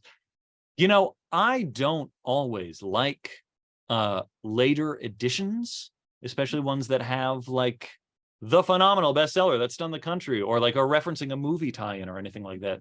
But I gotta go with the one on the right, I think. It's evil. It's evil. I love being able to see the house, and those windows look like eyes. Flies. We've already discussed my bug fandom. Or flies. Yeah, exactly. I love flies. Also, the one on the left just kind of looks like a hardcover book. It but does. The one on the right looks like a pocket-sized mass market paperback book. So I love it already. So that is my preferred edition. Yep. Nice. Oh my God, I could play this game for hours. What were we doing talking about my stupid book? We could have been looking at book covers. I know. Yeah, well, that's all I got. If you give me 15 minutes, I'll do it. Oh, speaking of, yes. As a treat, I just so happen to have this by my desk because I haven't hung it up yet. But one thing that Mary gets a lot of love for is the cover. Yeah. Do you guys want to see the original cover that Nightfire said was too scary? Which I'm bummed we didn't get to use it, but oh my God. Yeah, there were so many more hands. Get my ring light out of there. And it was a tub full of blood. Yeah. So is this okay for me to have to share on YouTube? Yeah, sure. Okay. Make sure I don't need to cut out the art. Just blur it so people are like, what was it? Oh my God. Maybe I'll do that anyway. So it's like a come to the meeting exclusive. Exactly. You should have been in the fucking book club. You should have been here live. Yeah, I think ultimately they made the right decision because the one arm really creeps people out once they notice it. And I think, when it's on display at like a Barnes and Noble or something like that, the extreme version might turn some people off. But my editor and I both were sad for a day when we had to say goodbye to the many arms version, even though they were probably right. I don't think any of us in here could agree with that decision either, saying goodbye to that, but I guess I get it. Yeah. I mean, the artist is fucking brilliant. His name's David Palumbo. He's a really great painter. We actually have a question. David Palumbo. Okay, got it. Gonna be looking. Yeah, follow him on Instagram. He's great. Where is it? There was who knows the painting name? Let's transition into member Q&A. Oh. All right, let me take us off here. We have a question about one painting that kind of looked like The Death of Marat. Here we go. So there's a painting called The Death of Marat. Nailed it. Yeah. Yeah. Oh, totally. That was the reference when we passed our ideas on to the painter. Awesome. There's also in my vision board, which I don't really do. I experimented with Pinterest a little bit, but I always forget to check it. So it's just kind of fun for a day when I'm using it. but I had like some Mary images and stuff like that in my vision board, my Pinterest vision board. And another picture is The Lovers by Magritte, which is two people with cowls over their face kissing. And I was like, okay, that's Damon and Mary kind of kissing or something like that. He didn't used to be Damon until the final draft of the book too, by the way. He used to be Darren Cross. So sometimes it's weird. Sometimes it takes me a second to remember, oh, he's Damon now. But Darren Cross is the bad guy in Ant-Man. So I had to change it. Interesting. The Ant-Man. Yeah. You know, the overlap between Mary and Ant-Man, which Mary is kind of about an Ant-Man. So I guess that makes sense. Mass market Mary paperback. We need a pocket-sized version. From your lips to God's ears. It's so funny how, like, when I was growing up, when people my age were growing up, mass market was like publishing punishing. Like that was like okay, you get the mass market. Like that's what you get. And now it's like, if you can have a book be a bestseller enough to be in a mass market edition that is sold at like a drugstore, that is like the highest level of success you can reach. It's so backwards now. It makes me so sad. I love mass markets. Well, let's hope it gets to that point because we need it. We need it to cover. Even if you hate the book, just think of how pretty it would look. Yeah, come on. Oh, actually, before we get into a Q&A, can we take a photo? Because I always forget. Everybody, if you're okay with my floppy hair, taking a photo, of course. I just started parting my hair in a different way, and it's still weird to me. Train it. Exactly. Okay, give everyone a minute to gather their books. Oh my God! Thank you all for reading this book. Of course, there's so many Marys in the room. Okay, I'm gonna take a couple screenshots because there are a couple pages of people. So if you want to be in it, I'll give you a minute. No, Sarah, can you paste the cover of Mary? Yes. Of Legion. I can't. Are you reading that right now? Yeah, I'm reading it right now, and it's yellow, so you remember. It'll catch your eye. I love that to do book. That last time someone was just like this, and I forgot to look in. Oh, you did them cold. Oops. Just living my best life here. Forgetful. Okay, let me wait for everyone's names to go away. I'm sorry. I touched. Okay, ready? I'm gonna take a couple pictures because there's multiple pages. Ready? Smile.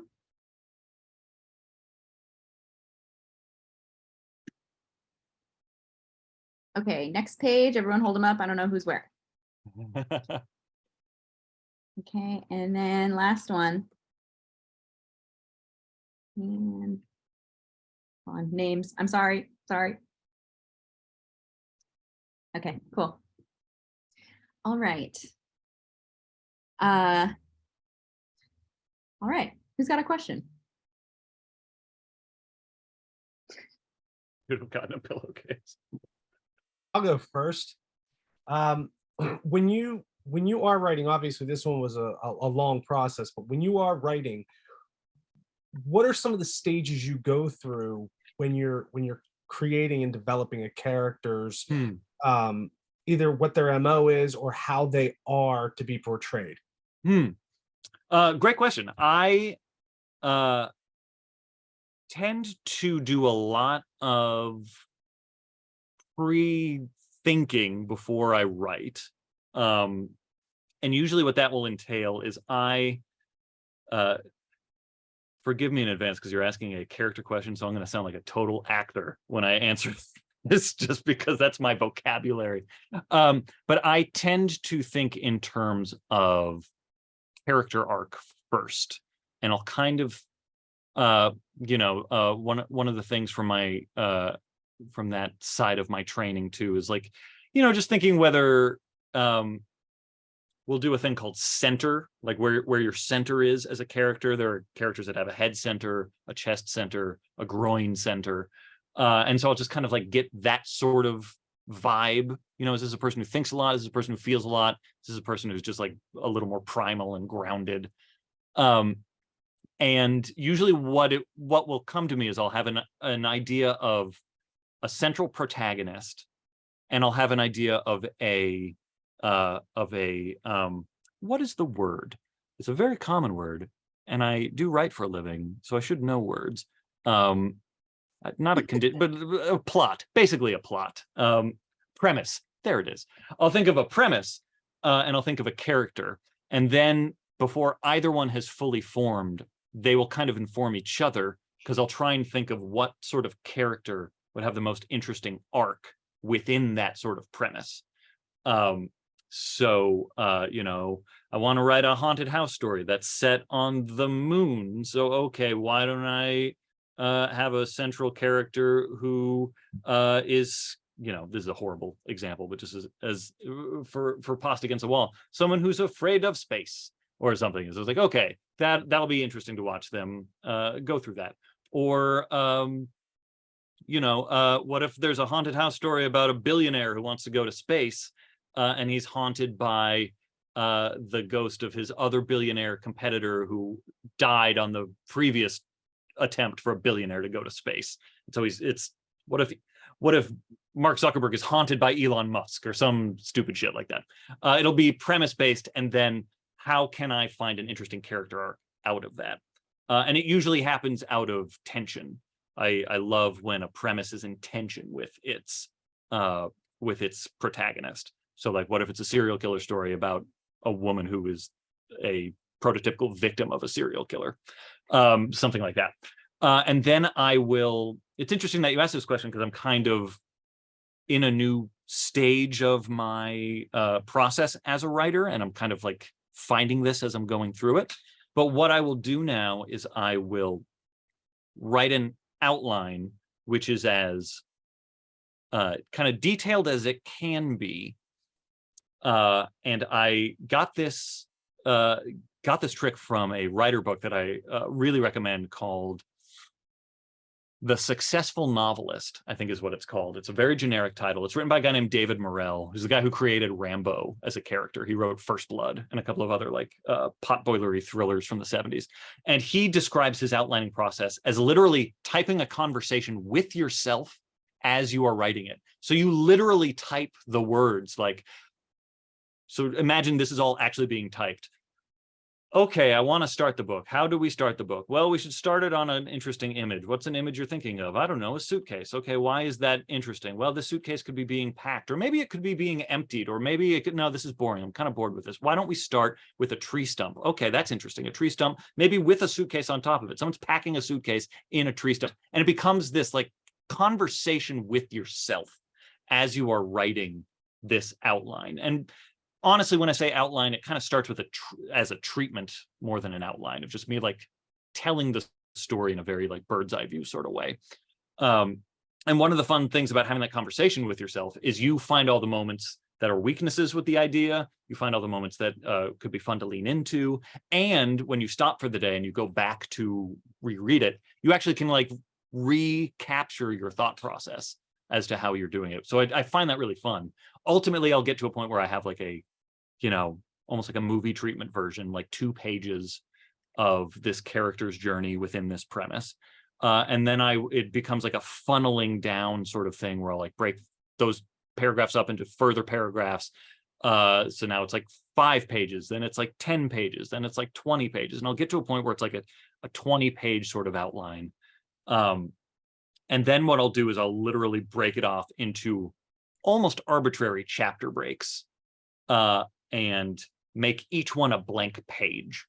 So I'll do a page break after each, chapter break or something like that. And that'll have the language from the treatment in it of this is what happens in the scene, and we need to make sure that this happens, blah, blah, blah, blah, blah. Then the next day I will sit down and I just basically start free writing underneath each heading of stuff that needs to go within that chapter. And I'm very big on if I get bored with a sentence, I'll just move on to the next sentence. If I can't think of a word, I'll just skip it.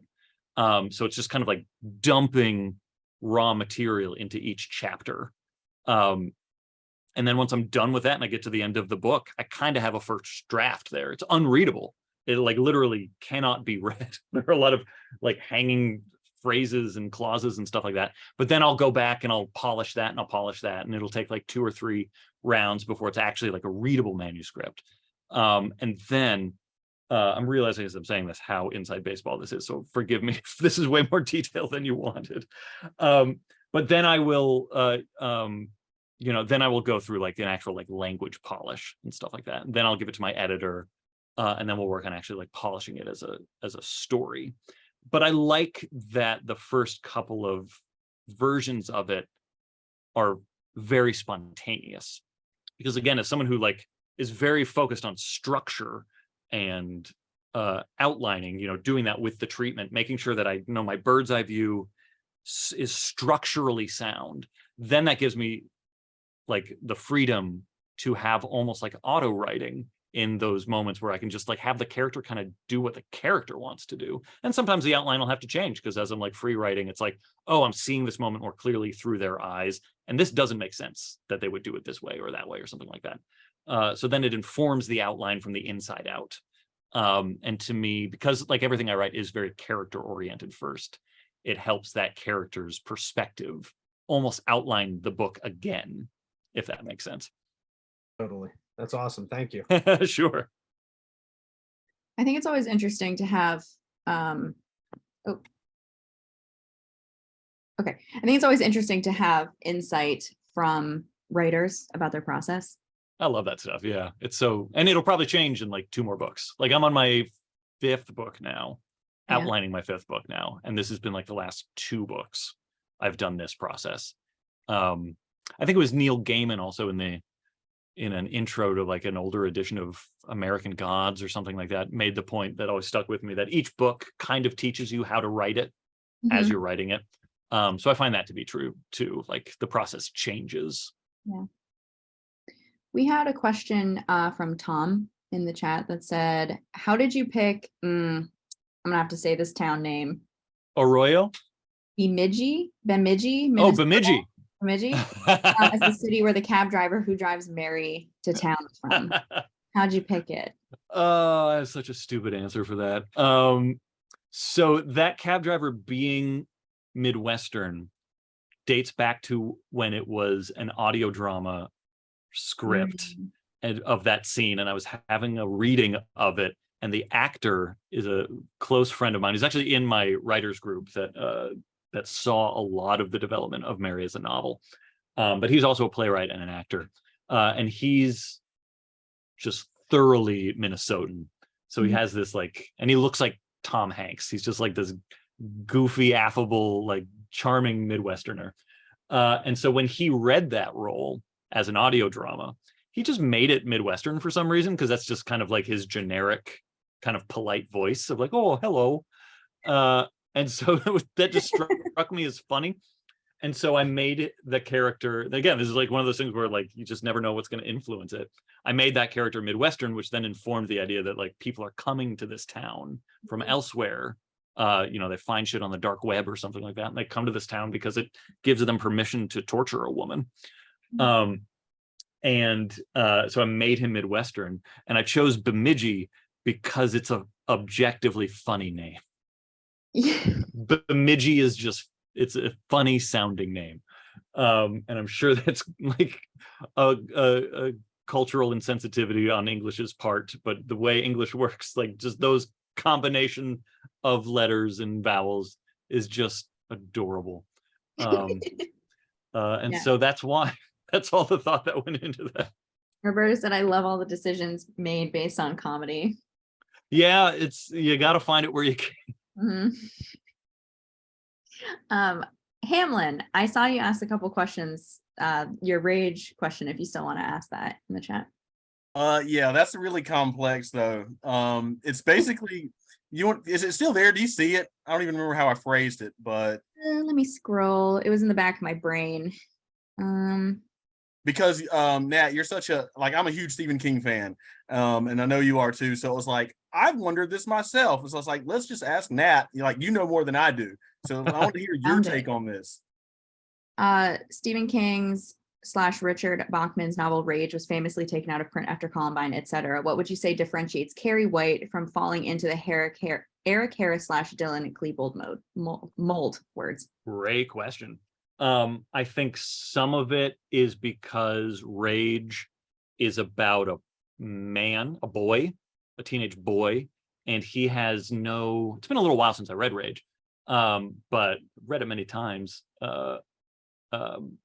From what I remember, he doesn't really have much of a motive other than just being a kid who wants to shoot his school up and shoot the teacher and hold the classroom hostage. I mean, as with the other like early Bachman books, some of it's kind of like social commentary and like, you know, being frustrated with the 70s and stuff like that. But I mainly remember that book, what was his name? Charlie, I think. Or I might be thinking of Kane Rose Up, his other school shooting story. But I mainly remember that character being kind of a shitty teenage boy who wants to cause pain. And on the other hand, Carrie has a lot more going on thematically. You've got the blood, you've got the puberty and menstruation sort of themes, and you've got her being bullied, and you've got the religion. Like, it's just a richer text. And there are many characters in Carrie who get what's coming to them, and a lot of innocent victims too, a huge amount of innocent victims. But it's ultimately a revenge story, whereas Rage just kind of seems to be, you know, that sort of like edgelord sort of like, I want to cause pain. Yeah. So I feel like that, obviously can't speak for him, but that makes sense to me, at least, as like a reason why that book would go away. It's a fine, I thought it was like a fine novel, but I don't feel like we miss it not being available anymore. Like it was okay. Yeah. I don't know. Does that track with you? Oh yeah, totally. And like even Apt Pupil, I love Apt Pupil. It ends very dark, the book. Yeah. As opposed to the movie. Like I remember him getting up on the freeway or whatever. It was like, Right. That's dark. Yeah. If I could squeeze in another one, so just like you were talking about writing, I write too. So it's like I'm pretty good at getting my stories together. I'm more in the like reaching out to agents stage. And you talk about how you moved, because I know you do acting, you do music, all that. How you kind of moved from that into the publishing scene. And you said the deal was like 2018 or something like that. Yeah. It's a long time. Could you talk about how you got into publishing? Sure. Yeah, again, forgive me if this becomes kind of inside baseball-y, but it's an interesting story, and I think there's some value in it. So I'm always happy to talk about this.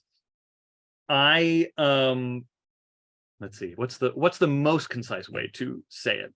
I was a playwright for, well, actually, I've been acting since I was a kid. Been a kid actor, studied Shakespeare. I've been doing Shakespeare my whole life. Moved to New York to pursue classical theater, specifically Shakespeare. Did that for a few years and then realized I fucking hate doing Shakespeare. Like the American classical theater scene just got really repetitive, and it's classist, and it's there's just a lot I don't like about it. Although I still love Shakespeare as a writer and as a horror writer. But I kind of fell out with that, and like I couldn't get representation to save my life.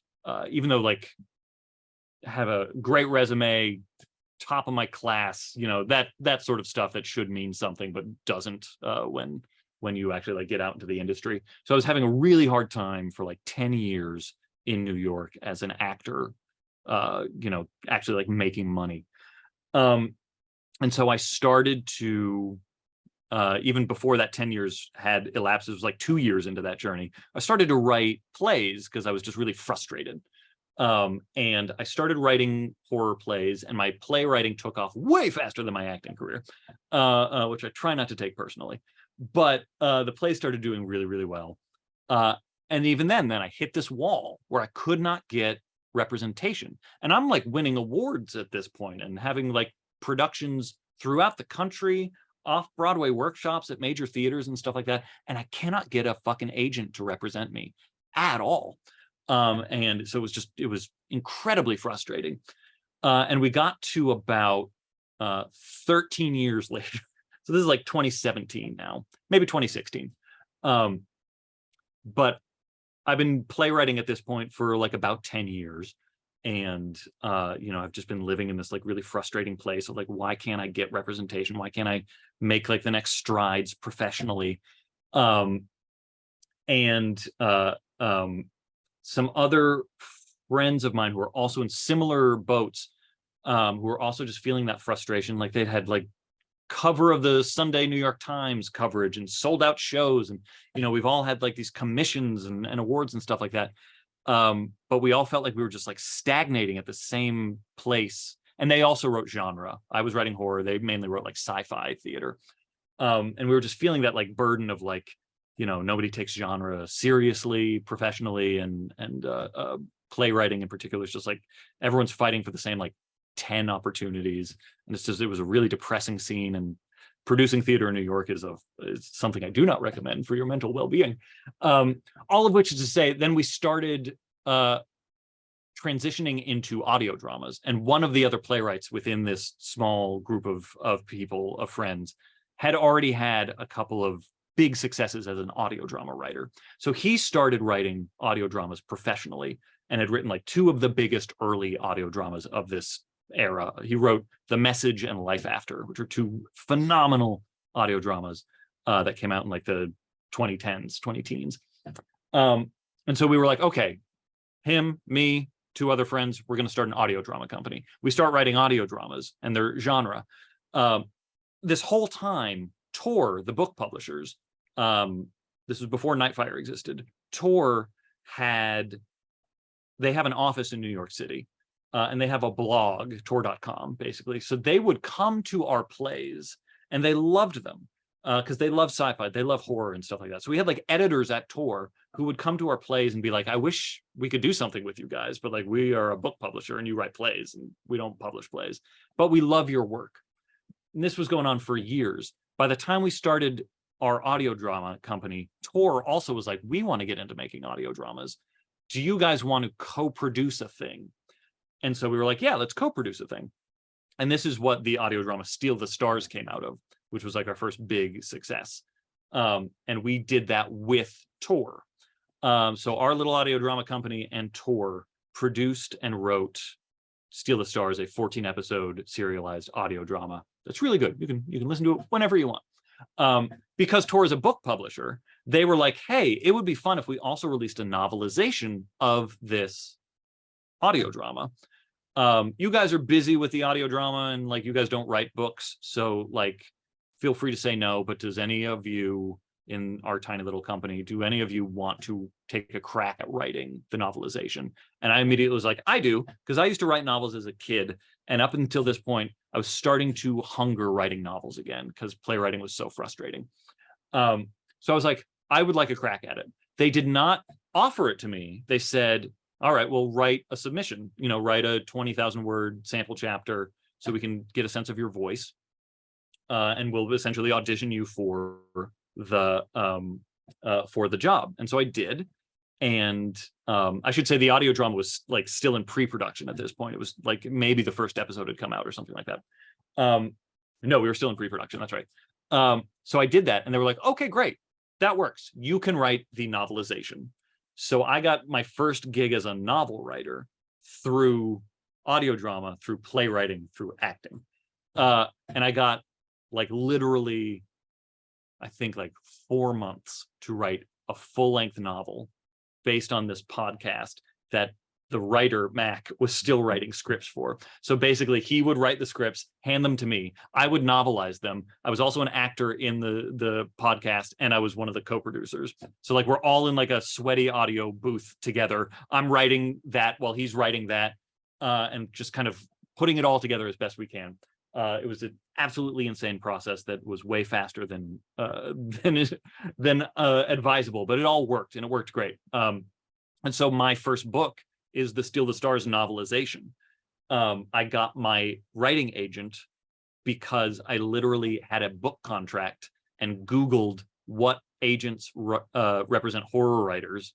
And I found one who on Publishers Marketplace, whose favorite novel was Pet Sematary, appropriately enough. And I reached out to him and I was like, hey, I have a book contract. I need an agent to read this over.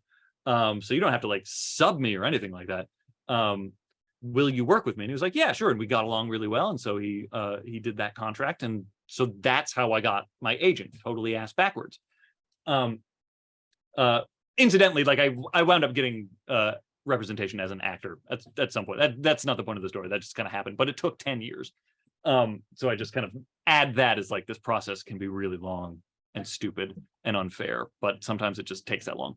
But so I got my my writing rep through this very labyrinthine Byzantine sort of way. Steal the Stars comes out, the book does really well. It winds up on like some best of lists and stuff like that year. This was 2017.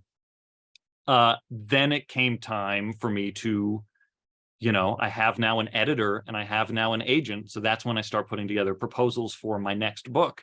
That took me like a year to do. That's when I submitted Mary. And by this point, Tor was just starting to think of Nightfire as an entity. They were like, we kind of want to have a horror only imprint. So I gave my agent the outline of Mary and sample chapter, again, like another 20,000 words. He gave it to the editor who worked on Steal the Stars.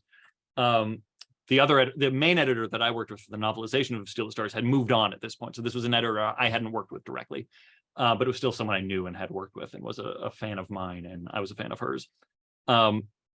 She acquired the book, and publishing, for any that don't know, publishing just moves really fucking slow. My next book, not Nestlings, but the book I wrote after Nestlings, is done. That probably won't come out until 2025, just because publishing moves really, really slowly. But so she was like, okay, this will probably be published in like 2020. Here's your book deal. It was for Mary and another book. It was a 2-book deal. And over the course of those 2 years, this book that was contracted to Tor wound up going to Nightfire, because Nightfire now existed by like 2019 or something like that. And then the pandemic hit, and Mary took even longer to write because we were all losing our fucking minds. So Mary kind of took like 2 years to draft, and then was finished in like 2021. So for those that like 2.5 years or something like that, that's how long that process took. And so why am I telling you this incredibly long and boring story? Well, basically just because I actively tried to get writing representation and like professional writing cred, even though, again, like I wrote a fucking opera for the Kennedy Center at this point, and I couldn't get an agent to rep me. But it just took saying, fuck all that. I'm going to write the things I'm passionate about and like I'm interested in, and I'm going to experiment with different media and stuff like that, and not put all my eggs into like one specific manuscript or story or something like that, but to just keep working. And ultimately, I'm not going to say it was easy, and I'm not going to say it was like, oh, it was meant to be or anything like that, because there were well over a decade of just like banging my head against a wall. But ultimately, this very indirect path wound up opening up. And, they always say luck is opportunity meets preparation. And it was just kind of one of those things. So I don't know if any of that is applicable to your specifically or anyone else on this call's experiences or anything like that. But I do feel like there's at least like some worth in hearing that, like, even though on one level, my journey into book writing can almost be frustratingly easy, because it's like, oh, I was like, I'll write a novel, and then I wrote a novel, and then I got an agent, and then I got an editor, and boop, boop, boop, boop. It took this very long and arduous kind of path to it. So I think there's value in just kind of learning that like nobody's route is the same, and that it really is, none of it is really grounded in merit or fairness. But as long as you like just keep plugging away and keep like, submitting when you can, and finding different ways to just produce writing and write your stuff, something will crack. You won't know what it is, and you won't know how it gets there, but it'll probably be something you're not expecting. Yeah, that totally resonates with basically my understanding of things. Like, I have an agent that's had one of my full manuscripts for like months and months, as far as publishing moving slow. And so you just got to keep working on something else, because you'll go crazy if you sit around waiting. But and I think I know some of the names of the people you're talking about because I've been in the publishing scene, just not obvious for a while. So Yeah. that totally tracks with what I was thinking. So Yeah. thank you. Absolutely. It's very slow and it's very soul crushing at times. There is a question, and maybe we'll do like, 2 more questions. I know it's been a little bit, and maybe you don't have any words left in you. I don't know. I do answer very longly. I No, but apologize. no, nothing to apologize for. It's very helpful, and it kind of gives us context. But I feel bad. We've been talking for like almost 2 hours. I'm an actor on strike. I can talk about myself all day. Clear your night.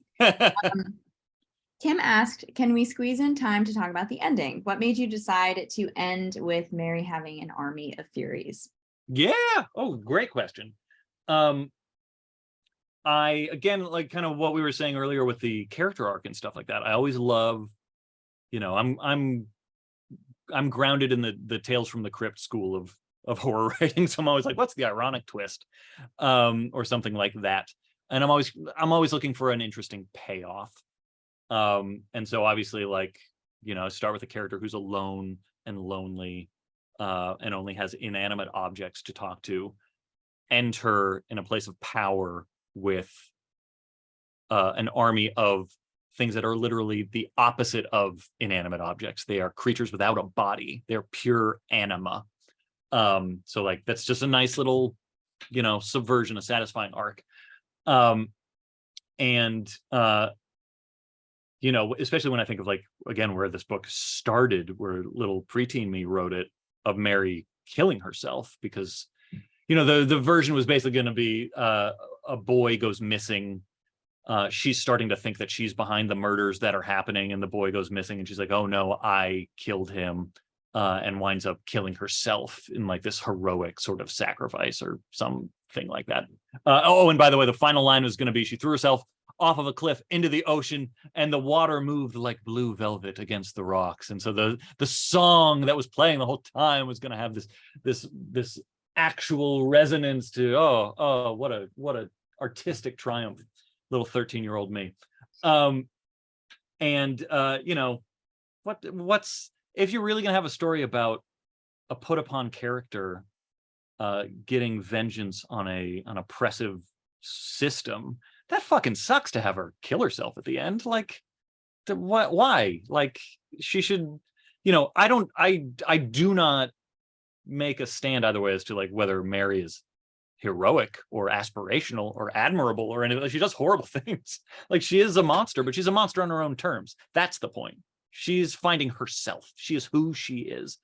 So I wanted it to have a kind of triumphant sort of subversion on a like coming of age sort of story. And there is also the element of Nancy, which is a character we haven't talked about too much, but and maybe this is wading into meatier discussion than the time allows, but I was very much aware of, I very much identify as a feminist. I wanted this to come from a feminist place. If I can say that about myself as a man, I hope I can. But like, I wanted it to be kind of a feminist story, a feeling of empowerment, and words like that.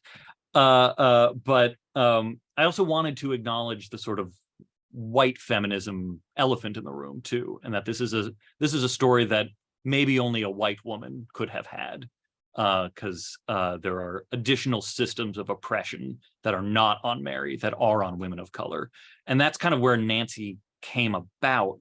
And again, she was a much richer character. She had a lot more to say in earlier drafts. But for her to eventually get blamed for these murders was kind of my acknowledgement of that. I wanted to, whether or not I'm doing this successfully, because I know some people don't like that it ends this way, which I completely respect. But this was the intention behind it, was to kind of just acknowledge that women of color often pay a price that white women don't. And I wanted Mary to then, in her moment of triumph, in her moment of transcending the system that had kind of oppressed her. A, I wanted, again, there to be acknowledgement that not everybody is that lucky. And B, I wanted to at least give her a moment of like, well, maybe she can serve vengeance for that too. Like maybe there's something satisfying about her taking her ghost army to the FBI and to Washington, D.C. And, you know, it just kind of, it's a bummer of an ending. And I kind of wanted it to have a slightly more empowering is kind of maybe the wrong word, but something like that. I wanted it to end on kind of that note. At least just kind of like a fuck you to the systems that like have been working in opposition to this character up until this point. If that makes any sense. I hope I'm not like talking out of my ass or saying anything controversial there, but that was kind of the idea behind it. Like I felt like Nancy needed to be acknowledged, and I hated that Nancy needed to take the fall, but also that's what the story was telling me it needed. And then I wanted that ending to get a little vengeance as well. Awesome. There's a couple questions in the chat, but does anyone have anything they want to ask? Okay. Now this can be squeezed in. Oh, it can. Is there any scene you wrote that was hard for you to write? The ritual scene was not pleasant. The harvest scene, yeah, the stirrups and a cactus are not a pleasant image. Yeah, that was rough. What else was there? That was probably the hardest. Yeah, and hardest because also like I wanted to make sure I wasn't just like being giddy and being gross and, you know, leaning into my worser instincts. I wanted to make sure that it was done acknowledging the sort of triggering aspects of it. So that was a difficult kind of scenario to live with. I guess Mary being buried up to her neck too was like an interesting, that wasn't as hard, but like just kind of living in that claustrophobia was interesting. Yeah. But yeah, the ritual scene I think in particular was just like one that I was like, oh God, this is gonna be unpleasant to think about. And it's interesting too. I'm gonna go off on one of my tangents, so forgive me. But like just thinking of like some of the valid criticisms that some people have had of this book, and this hasn't bothered some people, which is also great, but like there are some people that are like, oh, I thought the cult was like too arbitrary or too like just existed to be mean or cruel and stuff like that. Like what were these people getting out of this? Why would someone join a cult like that?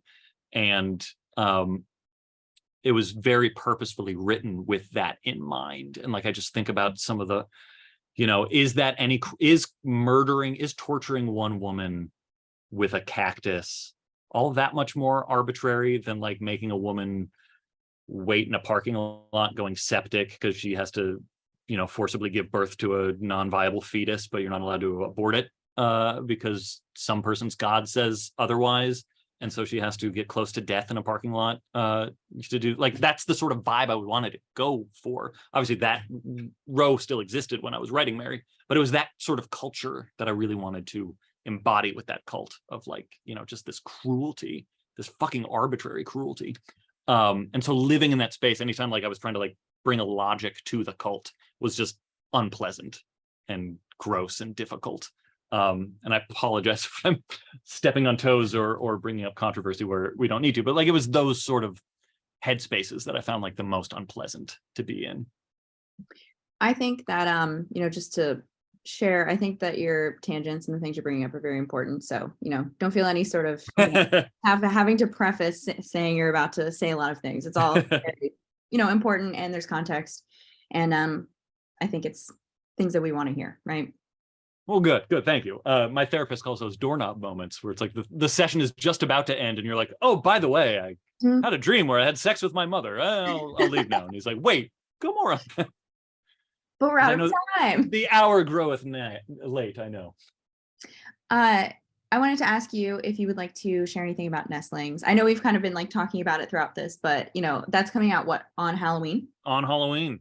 Cool. Did you pick that date, or were they just like, we'll give this to you? No, that was a gift. I mean, there is part of me that's like, I kind of wish it was like the 24th, because Halloween's like when the normies stop paying attention to horror.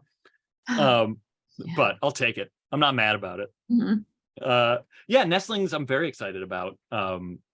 It is if Mary is my homage to Carrie, this is my homage to Salem's Lot and The Shining. We're going in order. Yeah, exactly. That was kind of, again, precocious me being like, all right, I'll have my first book be Carrie and I'll have my second book be Salem's Lot. Let's see if that rubs off on me commercially at all. Yeah, it's about a young couple, Anna and Reed, who live in New York, and they've just had a run of absolute shit luck.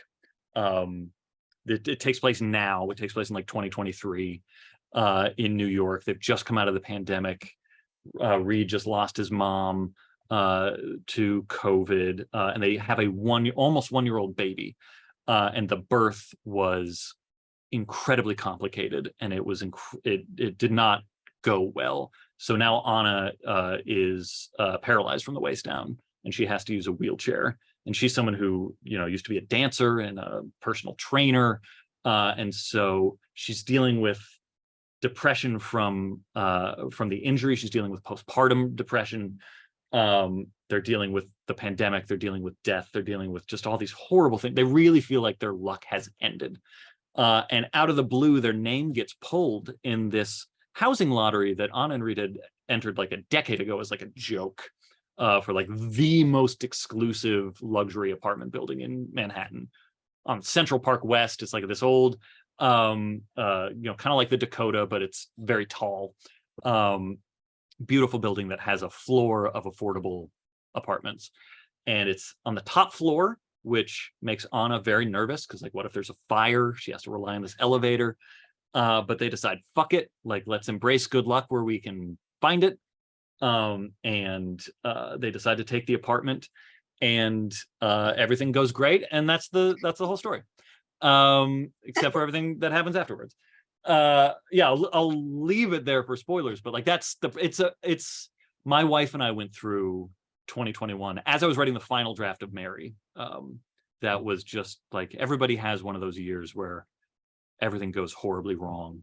My very quick rundown is, in January, on the 6th, in fact, January 6th, 2001, my wife's mom died. Then 13 days later, my mom died. Then a couple of months later, one of her best friends died. One of my wife's best friends died. Then a couple of months later, our dog and our cat died on the same weekend. And then a couple of months later, in December, my dad died. And so like, we started the year with parents and like children surrogates, and we ended the year with fucking nothing. And there were whole other things. There was this whole like fertility drama that we had to go through that did not end well, and a professional thing of mine that like completely fell apart by the end of the year. So it was just, and my wife was, as I was saying, with the chronic pain, she was bedridden this whole time.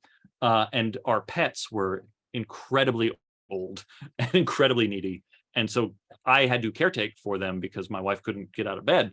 And so I was running on like 4 hours of sleep a night. So I'm incredibly sleep deprived. She's in agony.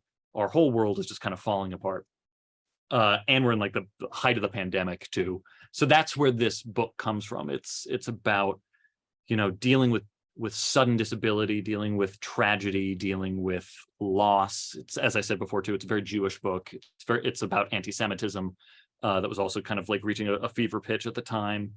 And it's about all of these things, and about this, feeling like you don't belong. You don't belong culturally. You don't belong in your own body, which you don't recognize anymore. You don't belong in this building that's full of celebrities. You don't belong in this city that is incredibly inhospitable.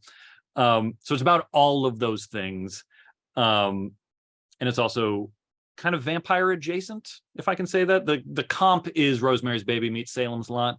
It's not like a vampire story you've read before, so that's not much of a spoiler to say, but I wanted to take a Jewish lens to vampire mythology, and what it's like to have a monster that can be defeated by the cross when you don't find anything of value in the cross, and like, what that kind of means. So yeah, it comes from all those places. It's also like 120 pages shorter than Mary. So if you thought Mary was long, it's a lot shorter. So that's a selling point.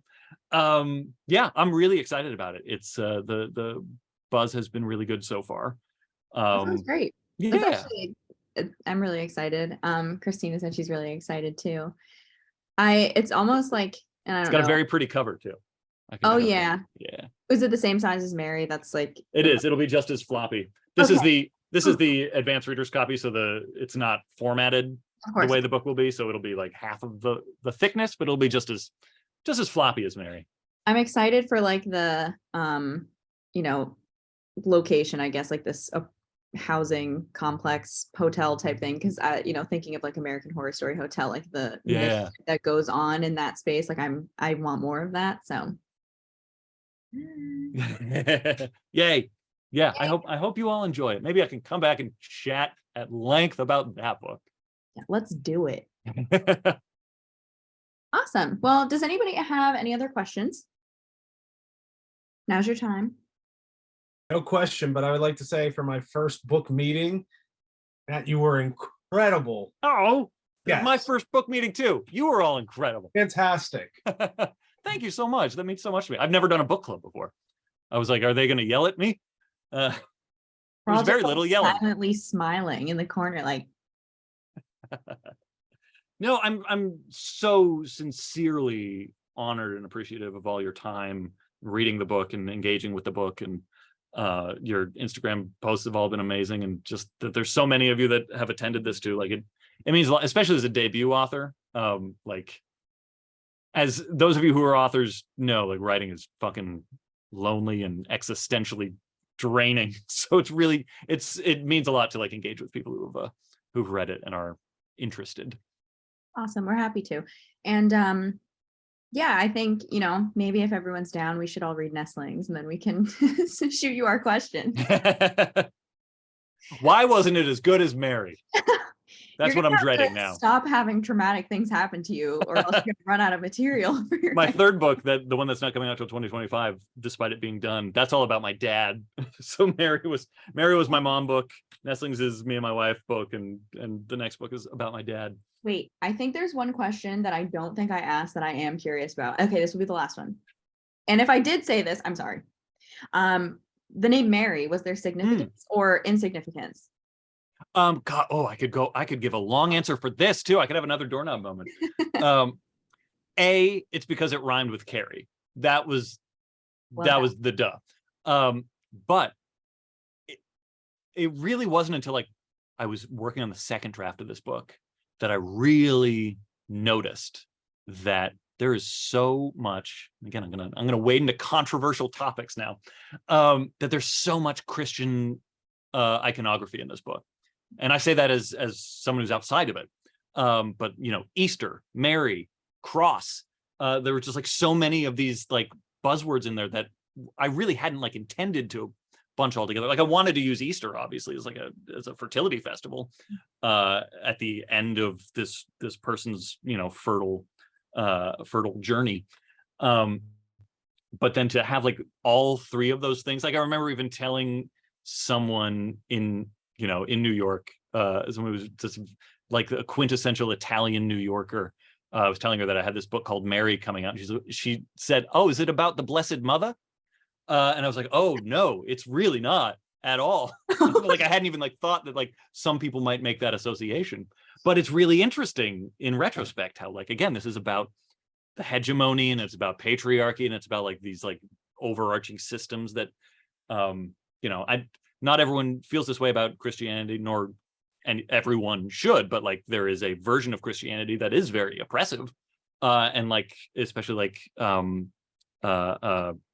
extremity. It starts with an E, and I'm blanking on the word.